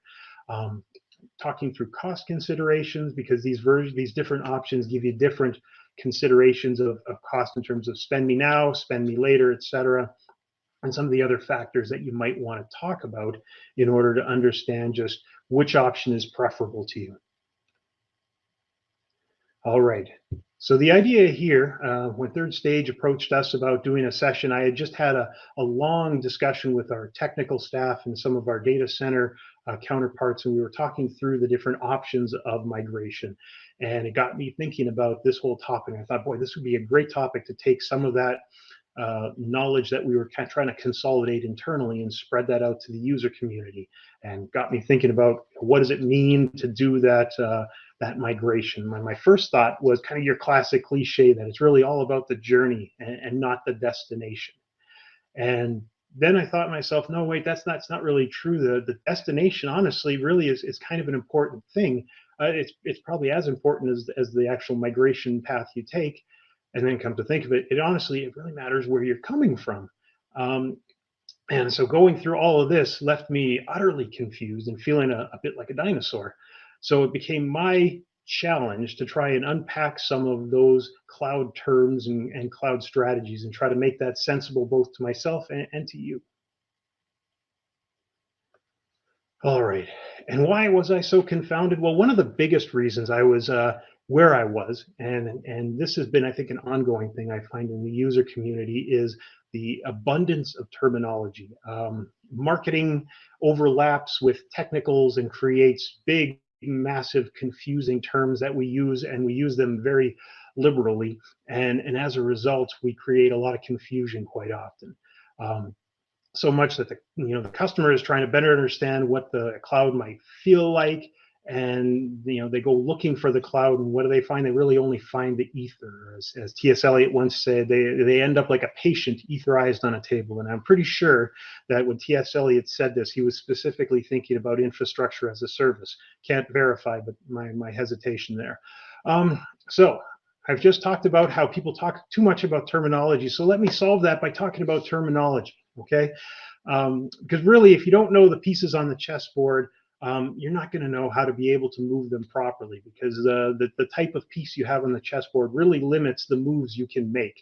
And that feels like a really profound chess metaphor coming from a guy who fails at checkers. So let's first talk about the most basic, right? An on-premise install, the customer owns it, manages it. You have all the pieces of an on-premise install basically end up being the customer's requirements and responsibility. And that means all the things, the simple things from setting up your physical servers and installing the application, then managing that installed application, keeping it running, which is harder than it sounds in a lot of cases. And then all this infrastructural stuff around it, power, redundancy, cooling, all these little things that if you don't have them and don't have them consistently, you have a huge heap of problems. Because it's fully managed, you have full control. And a lot of customers, traditionally, it was the only way you could deploy an application outside of an old school like mainframe, really. But in the client server world, this is really the way that people did it for decades. And as that model as opportunities have changed, that model is getting challenged in a lot of cases. But that's really kind of a starting point for a lot of companies in the spaces where Estes Group plays. The most obvious opposite version would be the one you go here below, software as a service, or SaaS. Right. This is where the customer manages on an on-premises software as a service model is almost the opposite. It's completely vendor managed, and the customer is really only consuming it at a client level. So, and this is, of course, we all have applications like this, Office 365 or Salesforce or what have you. You're working in an application, you're connecting to it through a browser. You never see that back-end instantiation. You can't ever see the actual database tables or the business logic that's running behind there. You have no idea how it's actually deployed and how many concurrent users are being deployed on a given server, what have you. All of that is black box, essentially, to the end user. You don't have that control. So for applications that you've been kind of raised to think of it that way, like say Salesforce is a good example because it was cloud up from the beginning. That seems like an obvious and normal way to proceed because you've never seen anything else. Now, for customers who are coming from on-premise versions where they administered the application and then kind of built their company configurations around that access and control, that move to SaaS can be very very concerning in a lot of ways, and some of them are justifiably concerning. What I consider a kind of a middle road between the on-premise and the SaaS is what I call a private cloud environment. So private cloud, you kind of carved out a space where only you can play in versus kind of a more of a public cloud SaaS model where you have a lot of shared resources, the computing resources inside of a private cloud. Now, this would include some of our favorite acronyms. Take a drink, IaaS or PaaS, which would be infrastructure, platform as a service. For the point of our concern, really we can treat those as one entity because they're living within a private cloud environment. What you have here is that dedicated resource. You're allowing for the customer to have responsibility removed, to have, the servers, the data centers, all those classical architectural things, those responsibilities, you remove those away from the customer, while still, because it's a private cloud environment and kind of apportioned off from others, they have a level of access and control that they don't have in a SaaS model. And we get down to our bottom quadrant here, and we talk about hybrid cloud. Now, hybrid cloud is one of those great terms that really goes in a lot of directions because it means a lot of things. I treat it pretty simply as the idea of once you start integrating your core system with tertiary systems, you're creating a hybrid cloud. And most often, you're creating a situation where the interaction of systems is happening that sit on different platforms. It's very common to have an ERP system integrate with Salesforce, right? Because Salesforce is best of breed CRM, and many ERP systems, CRM tends to be a little weaker, so they'll create an integration or some third-party integrator, a Jitterbit or what have you, will have some level of API integration. Now you have maybe a on-premise ERP system that has a cloud-based CRM system. Voila, you have a hybrid cloud. All right, but with that and with those, each of those models, all right, the model that whether it's the model you're coming through and the model you're going to, all comes with some baggage, right? No migration comes without baggage. So if you're talking about, in our case, we'll say you're talking about a move away from a on-premise server, it's not as simple as an application. You're talking about all of these different components that comprise the baggage that you need to figure out how to move when you migrate. And this could be the simple things like computing power, CPU, RAM, disk storage, those classic things you would have learned in your computer science 101 class. Licensing is one of those big things too, that licensing quite often is configured around environmental models, and they may not be transferable to other models unless you have some kind of perpetual licensing capability that you have, and you may not be able to move it as easy as you thought. You have something as simple as Active Directory integration. Applications are becoming much more tied into simple things like email. So your Active Directory, how you access, and is there single sign-on? Do you have all those pieces talking to each other? You talk about all your outside infrastructure things that would affect your network edge and what have you. Your firewall, the bandwidth coming in and out, your DRAS, your backup. Do you have all those things taken care of? Are you protecting it in some areas? Are the endpoints being governed in some way such that you're not introducing bad information? The amount of baggage that comes out with a migration is quite often larger than a customer anticipates out of the gate. And this is to say, we haven't even talked about all those integrations. It's funny, I was talking with a customer the other day that was looking to do a cloud migration, and we started the conversation. And at the start of the conversation, we asked, okay, well, what kind of integrations do we have? And they said, well, we have 2 integrations. Okay, so we noted those as we went kind of through our Q&A session. And by the time we were done asking questions about this configuration and that configuration, we realized we didn't have 2 integrations, we had 9. And what quite often happens in organizations is that people forget where the base application ends and the extensions begin. And those configurations just become kind of part and parcel of the entire package itself in the user's mind.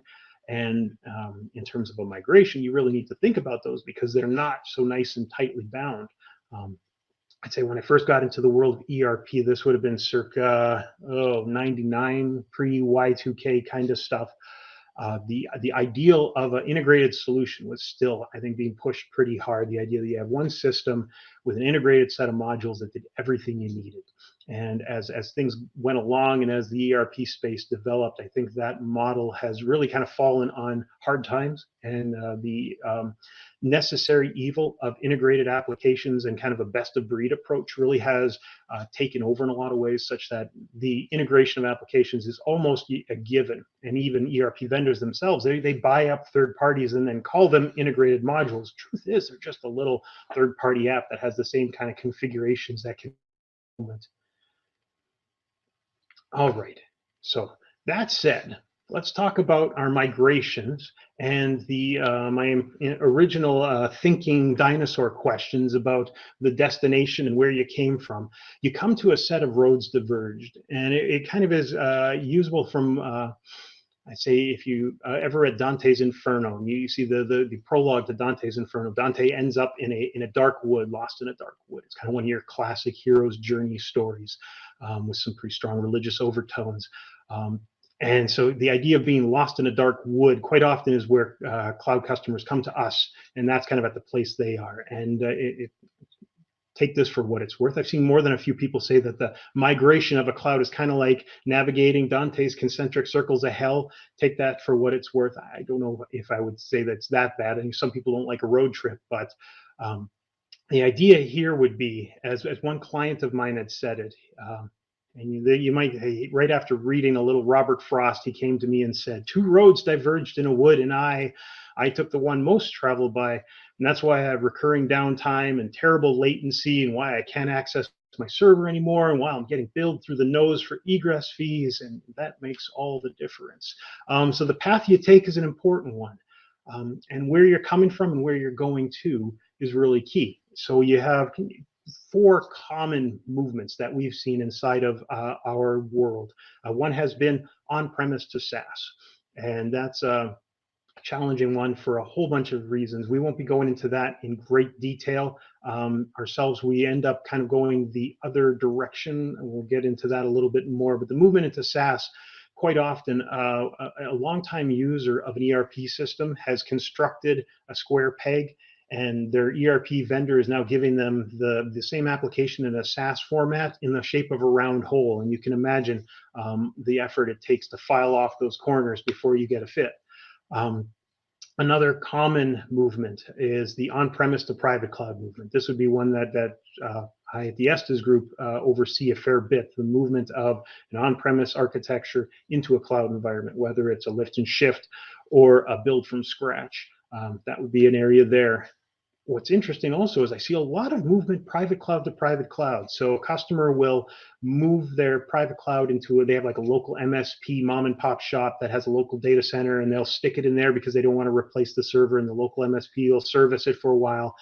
And then they'll have enough problems that the local MSP will run into, and they'll come to us or a similar provider that does kind of the ERP side and the hosting side and say, can you help us? We have it hosted, but we can't get the performance we want, or we can't resolve issues quickly enough, or whatever. And they end up, shifting from one private cloud to another. And surprisingly enough, I've seen a lot of movement lately of customers moving from SaaS to a private cloud. So it's kind of, if you think of SaaS as the ultimate end game of cloud computing, it's interesting to see that we see a lot of folks coming to us, and these are the ones with the roads diverged in a wood problems, because of latency, access control, cost considerations, find themselves moving away from SaaS and moving back into a private cloud. Biggest implication of this model here that I'm speaking to is understanding that each of those places, where you're coming from and where you're going to, limits certain decisions that you can make going forward. And we'll talk a little bit more of that as we go. Okay, we're here in the midst of a conversation with Brad Feakes, presenting on how to manage the journey to the cloud. We've got a lot more content to cover in this presentation, but we're going to take a quick break first. You're listening to Transformation Ground Control.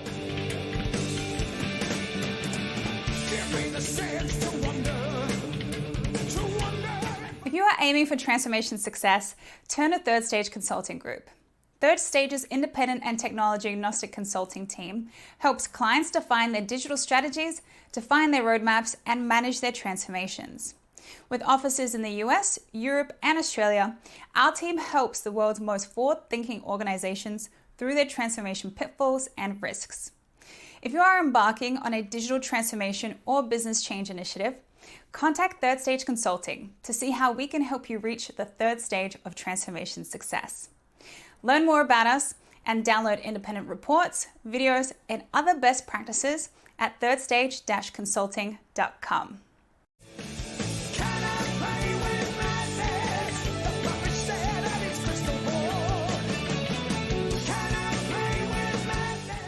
Hello, welcome back to Transformation Ground Control, episode number 85. We're here listening to a presentation from Brad Feakes talking about the journey to the cloud. So let's cut back to the conversation. So I like to think on top of that, the layering of the hybrid cloud is a helpful consideration here because those changes, I kind of think of it as an application is an octopus and it's moving through the water at a high speed and its tentacles are kind of dragging behind it, right? We sometimes think we want to shift our entire ecosystem from here to a new place. Quite often in practice, businesses have each of their applications in their stack. I don't know if any of you have ever seen what they call a bubble chart. It's kind of like a relational diagram when you go into an organization and you pick out all the different applications they're using. You try to come up with kind of a map, an architectural map of what they all are and what the lines of intersection are and whether those are manual intersections or system-driven intersections. You'll see a customer might have a very current ERP system, and yet it's hooked to this little quality management system that they just love because it does everything they need, and that thing's still living on an Access database, and it can only integrate in a batch mode, and there's no new version, right? The vendor went out of business, but they don't want to change those business processes. They don't want to spend the money on a new version because the new version is fancy and it's in the cloud and it connects through an API, and they don't have the time or the budget to actually implement it. So they might move an application, their ERP, their centralized ERP into the cloud, but now they have to figure out how to get that tentacle along for the ride.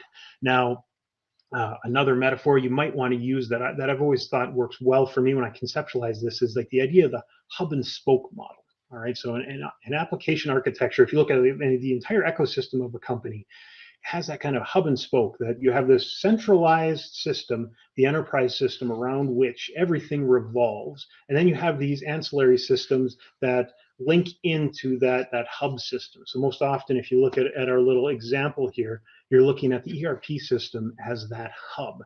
And then all these ancillary systems, your QA system, your SRM, your CRM, your business intelligence, they're those systems that come along as part of that spoke.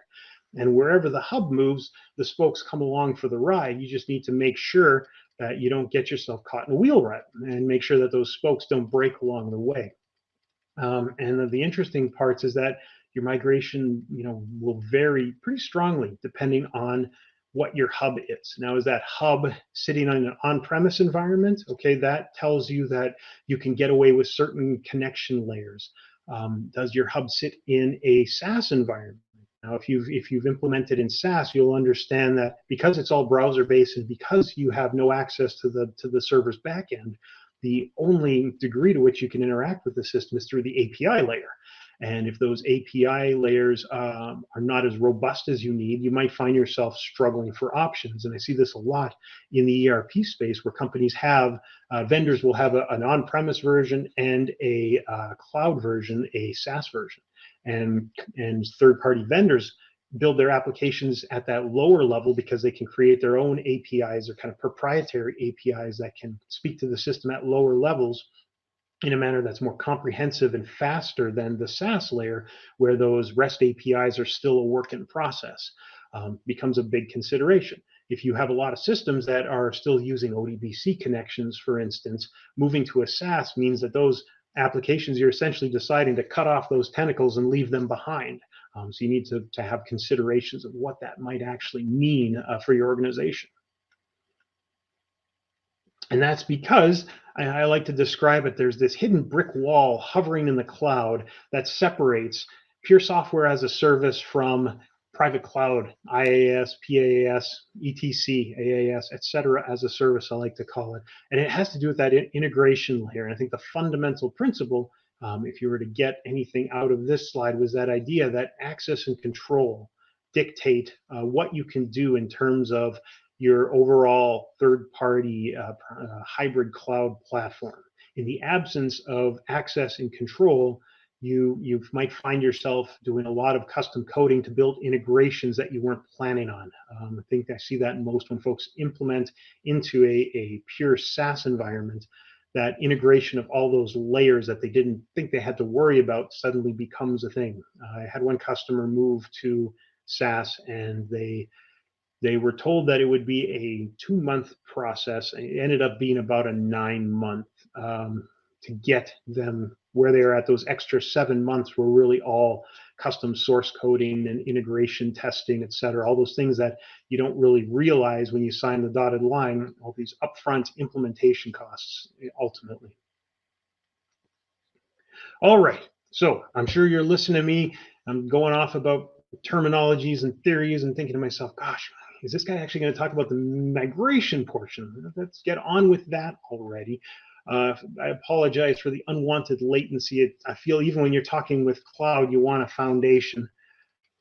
Let's talk about a specific use case here that I think would be helpful when we talk about a specific company, and we'll kind of go back to that right at the end. So I'll go through this and I'll go through a little bit more, and we'll talk about how this use case might have been approached here.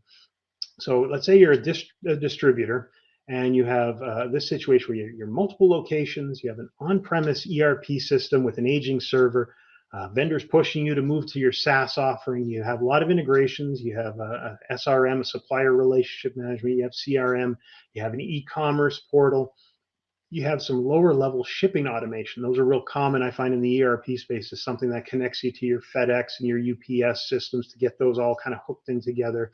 And as a result, you've opted to do a scenario where you're going to move from your on-prem into a hybrid cloud with a private cloud ERP as its hub. And that's kind of the scenario we'll get back to after we talk through some of the options when it comes to the idea of lift and shift versus build from scratch. So as we had talked about, lift and shift versus build from scratch. What are our options? Let's dive a little deeper into them individually, and let's talk about lift and shift. So as I had said, this is, you're taking a copy of your customer server, you're lifting it from one environment, shifting it over, and dropping it into another. Some very big overall considerations. As you might anticipate, this is a real fast activity. It's something that is great if you've been hacked, or if your server just died and you need to get your system back online in a hurry. And we have that. We had one customer recently, they had been, their data center provider had been hacked. The entire data center had been brought down, and they finally got their application back and they needed to get it up in a hurry. Lift and shift might be one of those options. Of course, you'd want to be careful there to think of, did the ransomware come along for the ride? You might actually be talking about a rebuild if you're depending on what got attacked. But so that's one option. If you're in a situation where you need to get live in a hurry, lift and shift is a real nice, simple process. In terms of costs, so the cloud is not free, and in many cases it's not cheap. Quite often the thing that you're mitigating with the cloud isn't simple costs, it's overall costs and it's risk. And if you want to get to the cloud very quickly because you want to avoid the risk of your server going down, I see a lot of customers who have aging server architecture and they've had small outages and they're afraid something big will happen. I have customers who have really inadequate servers, data center environments where they have you have the conference room. Okay, boss sits on the end of the table, CFO sits next to him, CIO next to him, and in the third seat is the server. I've seen that in a couple of cases where you have the server has a spot at the table because they don't know where else to put it. And in those cases, you get a heat wave. It seems especially bad on the East Coast. You get an East Coast heat wave with some of that sticky, humid weather, and suddenly my customer can't implement their system because the server went down. It's surprisingly common, even with small, medium-sized businesses in the mid-market. So for customers that need to get out of there and get out quickly, great option. The cost size of it is good because if you lift and shift, all the costs that come along with the more difficult rebuild, and we'll talk about that in a second, are reduced. Now, I would say it's often the idea of it's a kicking of the can. I like to say you avoid early costs and initial costs, but those costs may come back to haunt you later on. We'll talk about some of those reasons. Ideally, if you're doing a lift and shift, I think it should be done, and often it is, with the intent of upgrading your platform once it's in the cloud. If the goal is to get into the cloud quickly and you still want to do some maintenance and improvement to that system, it's good that you have that built into that plan, because this assumes that your existing server configuration and your hybrid cloud configuration are what you're going to go forward with. There's very limited reconfiguration opportunities. And with those limits come potential things that you're missing out on. And they could be if your existing system wasn't configured well to begin with, you might find yourself that lifting and shifting it is really kind of a loss. I have a customer right now that we're working with who is moving to a new server architecture, and it's all because their initial implementation, they had kind of botched up some of the simple things with the implementation of the server architecture and the configuration, the BIOS, everything else, and they want to basically leave that behind and start fresh. You can't do that in a lift and shift environment. You're kind of constrained by whatever it is you're moving along with you.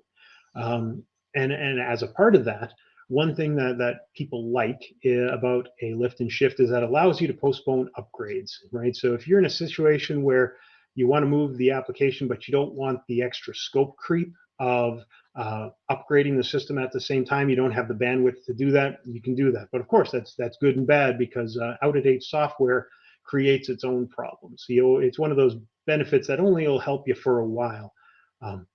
One challenge you'll have here is if your server that you're coming from actually hosts multiple applications and databases, you might be actually unintentionally moving things that you didn't want to, right? Because it's not uncommon that an application server will host more than one application, and those applications may be unrelated.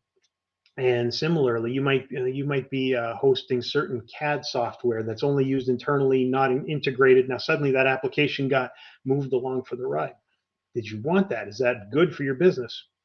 Now, if you have X amount of gigs of space that your database is, and now you have to move the whole database in a lift and shift model, now suddenly you're paying a lot for that disk space, and some of that storage may not actually be beneficial because it's actually going to end up staying back on your on-premise environment.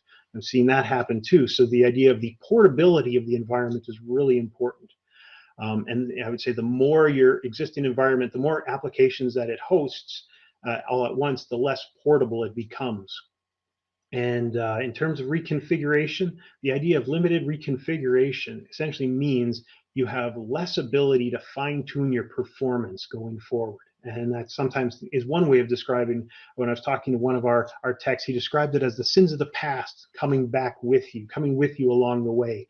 I remember one of those horror movies where they had a haunted house and they moved away, and as they're driving away, they hear that little voice that's squealing in excitement that it's coming along for the ride. So the idea that the ghost followed with them, it's kind of like that. The ghosts of server past come along with you and find location in your new environment. And that could be a real challenge if those problems are things like security based, right? What if you did not secure that server well? If your integrations were not really bulletproof? If your user access, if you were using, I don't know, admin as your access point, you could have a lot of challenges that come along as a nature of that. And it's the easiest thing I would say in all environments is foregoing testing. Because you think you have apples to apples, you don't bother to cut in one and make sure there aren't any worms. And that for me is one of those great perils that you really want to avoid. Okay, we're here in the midst of a conversation with Brad Feakes, presenting on how to manage the journey to the cloud. We've got a lot more content to cover in this presentation, but we're going to take a quick break first. You're listening to Transformation Ground Control.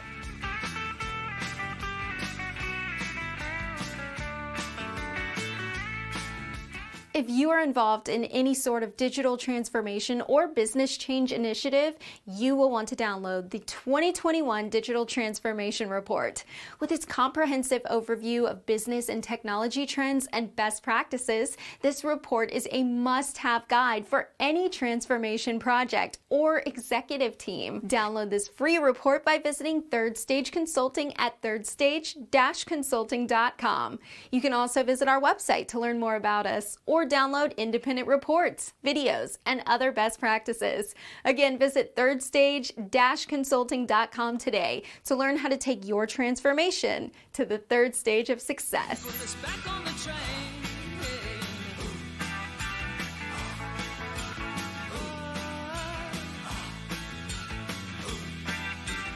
Hello, welcome back to Transformation Ground Control, episode number 85. We're here listening to a presentation from Brad Feakes talking about the journey to the cloud. So let's cut back to the conversation.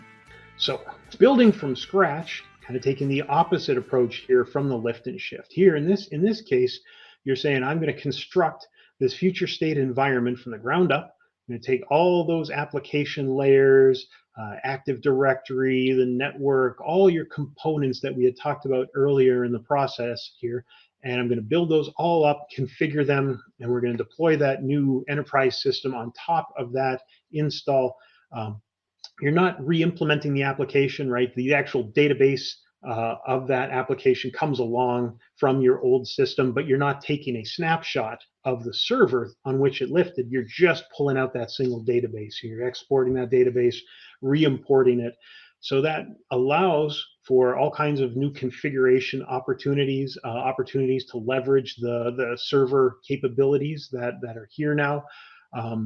It also sometimes involves new add-ins, and this is an interesting challenge because when we talk about the hub and its spokes, now if the hub it upgrades to a new operating system level, some of those integrated applications may now need new versions themselves. Their old versions would break when trying to speak to a new version of your operating system. So you might find that your overall footprint of activities grows and that the scope grows beyond what you thought it might because of that. Some of those things are hard to suss out until you've actually done it, because it's not the case. Often it is often the case that you might be doing this specific upgrade from this version to that version for the first time for this specific third party, and now you have kind of some unknown unknowns that creep up at that point.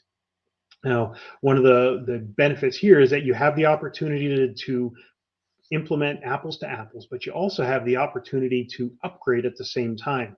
So I worked a lot in one ERP system where they had a very major release where they changed the underlying architecture of the application. They moved off some old legacy server-side operating systems, app server levels, code platforms, database, everything onto basically a Microsoft stack. That movement was a great time for customers to think, okay, maybe this is a good time not just to upgrade the application, but to upgrade it and move it to an up-to-date server architecture, because that legacy platform now could only live on, I think it was Server 2008. So you get to one of those operating system versions that no one wants to host anymore. Cloud data centers, they don't want to have a certain version on their server because it's either vulnerable or hard to maintain, or it's brittle. There's a number of reasons that moving to the cloud is a hard thing to do without moving to the latest version at the operating system level, and thus needing to build from scratch, because what you have currently just isn't portable. It's gotten too old to be portable.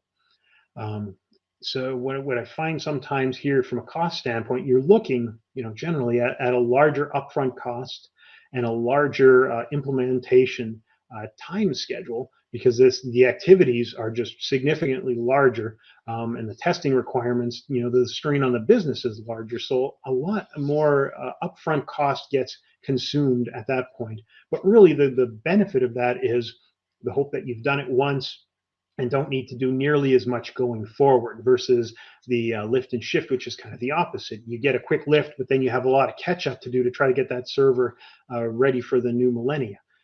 So that's really kind of the biggest benefit and challenges that I see when folks are moving and opting to do a build from scratch. So that said, let's talk about some general considerations that we want to talk about specifically as they relate to third-party apps.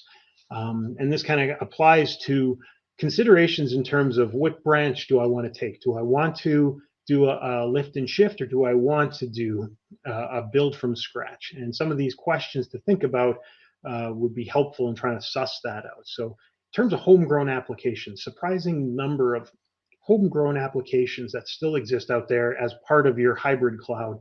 And many of these can have things like hard-coded IP configurations, things that specifically speak to that original server. You might want to find yourself you might find that it's harder to debug those or easier to miss those if you do a lift and shift because they break after the fact. And then you find yourself catching up after, versus when you build it from the ground up, you tend to find those problems earlier. So I've seen that several times with customers there. Also, what I had talked about with version control, when you move that hub, you might have to investigate those individually and try to figure out, are those third parties broken? And again, that idea, when you construct it from the ground up, you have the ability to integrate those third parties in alternative ways potentially, right? Because just like core ERP systems, third-party integrations, you might have an integration that was once an on-premise application only. Now you can get a cloud version. Maybe there's some benefit to that. One less application to have to install and maintain. And version control we talked about there. Security. So did your old configuration allow for insecure integrations? All right, in a lift and shift model, that question kind of gets forgotten and you just kind of go along your way. Security, I think, is really one of the great opportunities of the build from scratch that gives you that ability to say, hey, this we may want to try and do these things differently than we had before. Now, one interesting quirk that we've seen quite frequently actually is when you're taking something and moving it especially in a lift and shift model, you move it outside of the WAN, you might find suddenly that some third-party integrated apps are no longer working well. This happens most often with shipping programs that are really chatty. You need to do a lot of back and forth to their primary servers and get to a lot of data lookup tables they perform to figure out rates and such. And some of that information can be pretty time consuming to pass back and forth over the wires. What we've honestly found is we find ourselves moving something to the cloud. You might actually want to take that third-party app, especially those shipping apps, and put that locally installed and keep that there while the rest of the configuration moves over. What I found is in a lift and shift model, quite often that's the thing that doesn't get noticed, that movement and the changes in performance doesn't get discovered until you actually try and do that. So then without testing it thoroughly, you get some uncomfortable situations happening live. I had one customer, they were doing something around the Christmas season, and they had done a move of an application from one area to another, ended up moving outside of the WAN, suddenly exploding their performance that it took for simple processes to complete. And as a result, this was at Christmas time, so this was slowing down orders going out at a time when they needed orders in full force. So there's definitely some risk that you want to take considering that. All right. Other general considerations that I like to think about, and some of this is really just maybe some repetition of things that I might have already bantered at you, is that idea of portability of the application. It's really important to understand, is it portable or is it multi-purpose? The more multi-purposed it is, the less portable it's going to be. The less portable it is, the more likely you're going to need to build from scratch. Are you looking to take advantage of an ERP upgrade? The more likely you want to do an upgrade, the more likely you want to build from scratch versus a shift. The speed consideration, right? How quickly do you want it done? Lift and shift is obviously faster, at least in the phase one, in that first phase. Understand your hubs. Which hub did you come from? Which hub are you moving to? You might remember that earlier slide when I talked about the idea of private cloud to private cloud or SaaS to private cloud. Now, if you're coming from a SaaS application, you want to implement you can't really get that back-end instantiation. So you're kind of by necessity going down the build from scratch model because there's just no way to get an image from a SaaS environment. Everything's too commingled and bundled for that. Basically, you can get your database back, and then after that, you have to build everything up. So that where you're coming from becomes really important. Conversely, if you're going into something else, if you're going from an on-prem or a private cloud into SaaS, but by nature you have to implement over. There's no real benefit other than the database shifting. Everything else you're going to have to do from scratch. Operating system and database versions, are they themselves portable? So this is an interesting quirk. Microsoft, anybody who's worked with Microsoft licensing understands that those things are changing on a frequent basis. And when we moved with one specific ERP system, we moved to their latest version. And as we did that, we discovered that their SSRS, their SQL Server reporting services, those licenses had changed based on number of cores versus number of users versus number of end customers. I forget the specifics, but it was significant. And understanding what those are going to be, one might affect your cost. They might also necessitate that you need to repurchase your licenses from Microsoft when you do the move. So if you're in a situation where you don't want to have to do that, you might be pushing yourselves down that lift and shift model because you can kind of keep what you have. And even there, if you're dealing with, say, terminal server licenses, terminal service licensure has been another piece that's been kind of a moving target over the years. You might find yourself that your ability to license something, and this is, I guess, more of a general cloud concern when you're approaching the cloud, is having a good look at your licenses and saying, are these licenses movable in general, or is that an extra cost that I'm not going to be able to, or I have to bear? I hate the idea of answering those questions after you've already made commitments and then have those kind of come back and bite you. So you really want to be careful on that side. This is, I guess, more just soapbox preaching at this point, and it has to do with, is it an IT project or is the business side included, right? The testing, I would say and this actually goes to the next side here, but having the business involved really helps make sure that your goals in terms of helping the business are being met.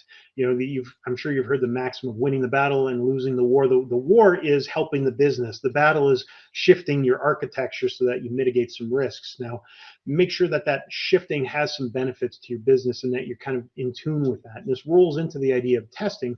If you have your business side involved, you can better test the application, make sure that all the pieces of the application, printing labels, entering orders, communicating across integrations, sending emails, receiving data, etc., are all working as intended. And I really advise that you try to avoid what I call that plug and pray scenario, right? And if you've ever seen those commercials with the world's most interesting man, I don't normally fix software problems, but when I do, it's in production, right? No one wants to be in that situation. You want to have those problems solved ahead of time. So going back to our use case originally, let's talk a little bit about how this might have played out for this customer. So this customer was in multiple locations. So it was obviously a good reason to find a cloud option, right? Why? Because the cloud's great at communicating to multiple locations versus just being kind of localized in an on-premise area. The on-premise ERP system, they're pushed to SaaS, so they evaluated that. Let's assume in this case that they evaluated that and they said, okay, the square peg in the round hole doesn't work. Our system is sufficiently configured such that we're not going to bother to try and use the SaaS offering. Now, looking at integrations, they might have discovered that the SRM system was working on a on-premise situation, but the latest versions actually had moved to SaaS. And that's where I see it quite often. Integrations work really well in a SaaS model, better so, honestly, than the hub ERP system. So they chose there to move their SRM system into a SaaS environment. The CRM stayed along for the case. Now, biggest question for them had to do with, let's say, their licensure and their licensure through Microsoft. They opted to repurchase licenses and move that into a private cloud, do a ground up rebuild, which allowed them to re-implement their e-commerce platform now, which had been 4 or 5 versions behind. Now that e-commerce platform was working with the system at the latest level, so they had a good couple of years of consistent performance there. the shipping automation. They went through the situation, looked at it. That was actually an application that they kept on premise, integrated back so that the performance of the system getting that data back and forth from the end users to the terminals was as minimal as possible. In my mind, that's kind of I wouldn't say necessarily an average example, but the kind of example that I see customers go through a lot, that they go through those decisions and come up with, a better overall solution from where they are today, mitigating some risk and moving on from there. And that said, I have completed my presentation here, and I want to thank everyone here for your time. And I hope your movement into the cloud, as my little picture there, it doesn't end up in a mushroom cloud, and no one wants anything here to go nuclear. So thank you very much for your time. All right. Thank you, Brad. Great conversation. Good stuff, and very relevant in today's day and age as more and more organizations are making that transition to the cloud. We've got a couple takeaways and key points we want to cover, so we'll take a quick break and we'll come back to that. But first, you're listening to Transformation Ground Control.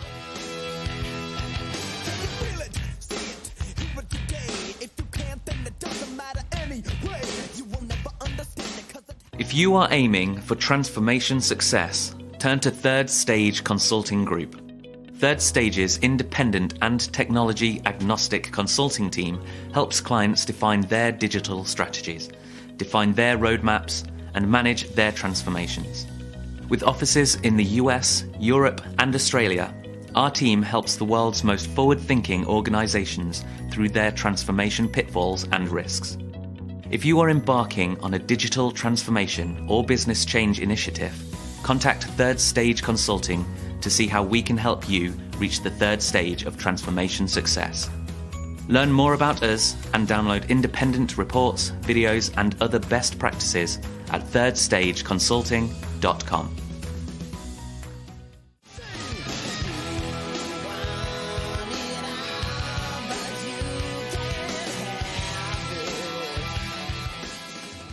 Hello, welcome back to Transformation Ground Control, episode number 85.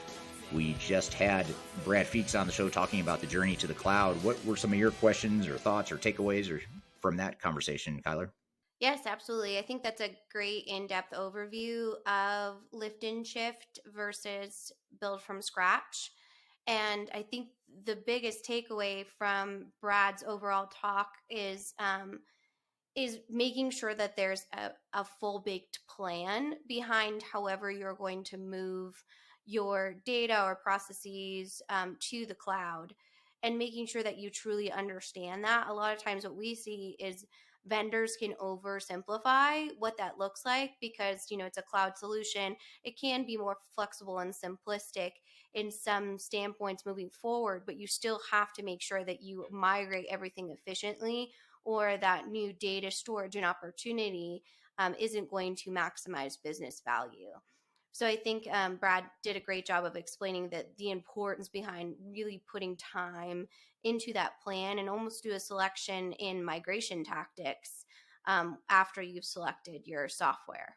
Yeah, and it was interesting how that lift and shift concept came up in his presentation, and that's certainly something that we talked about in our risk management conversation earlier in this episode.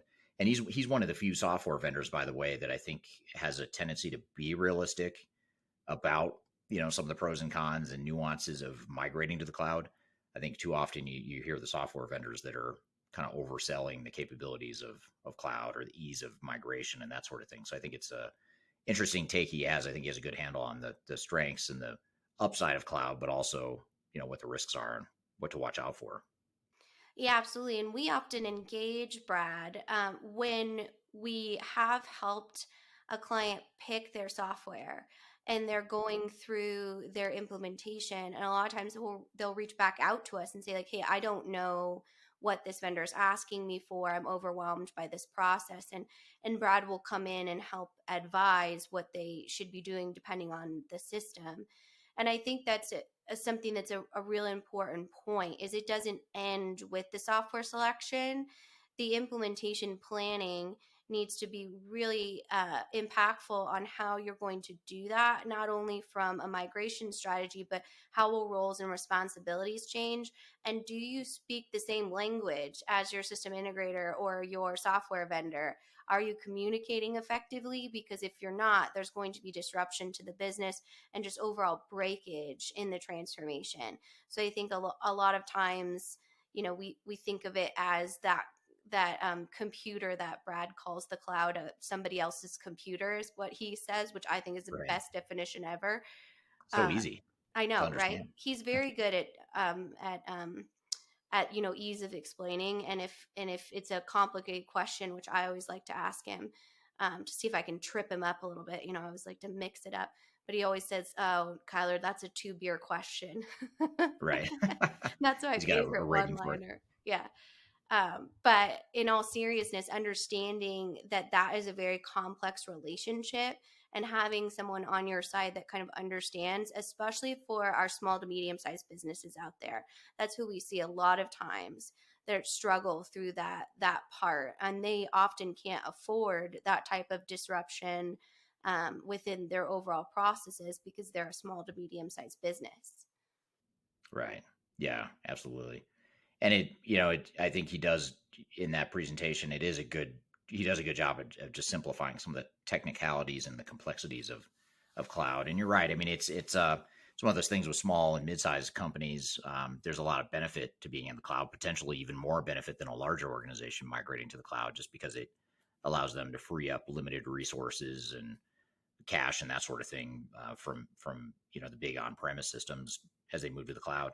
So I think there's certainly a lot of potential there, but there's also risk with a smaller organization too, and just really understanding how that all works and operates in the background.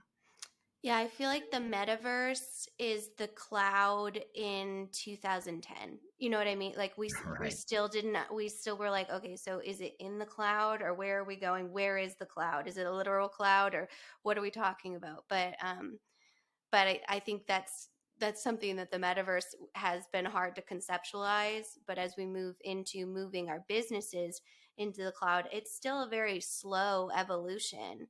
You still see a lot of businesses with an on-prem solution. So understanding what that looks like, and researching and learning about what does that mean for your business to be in more of that cloud-based solution. But if I were going through any sort of cloud implementation or software selection, I would go through that presentation and write everything down because Right. it really goes through a lot of the tactical shifts.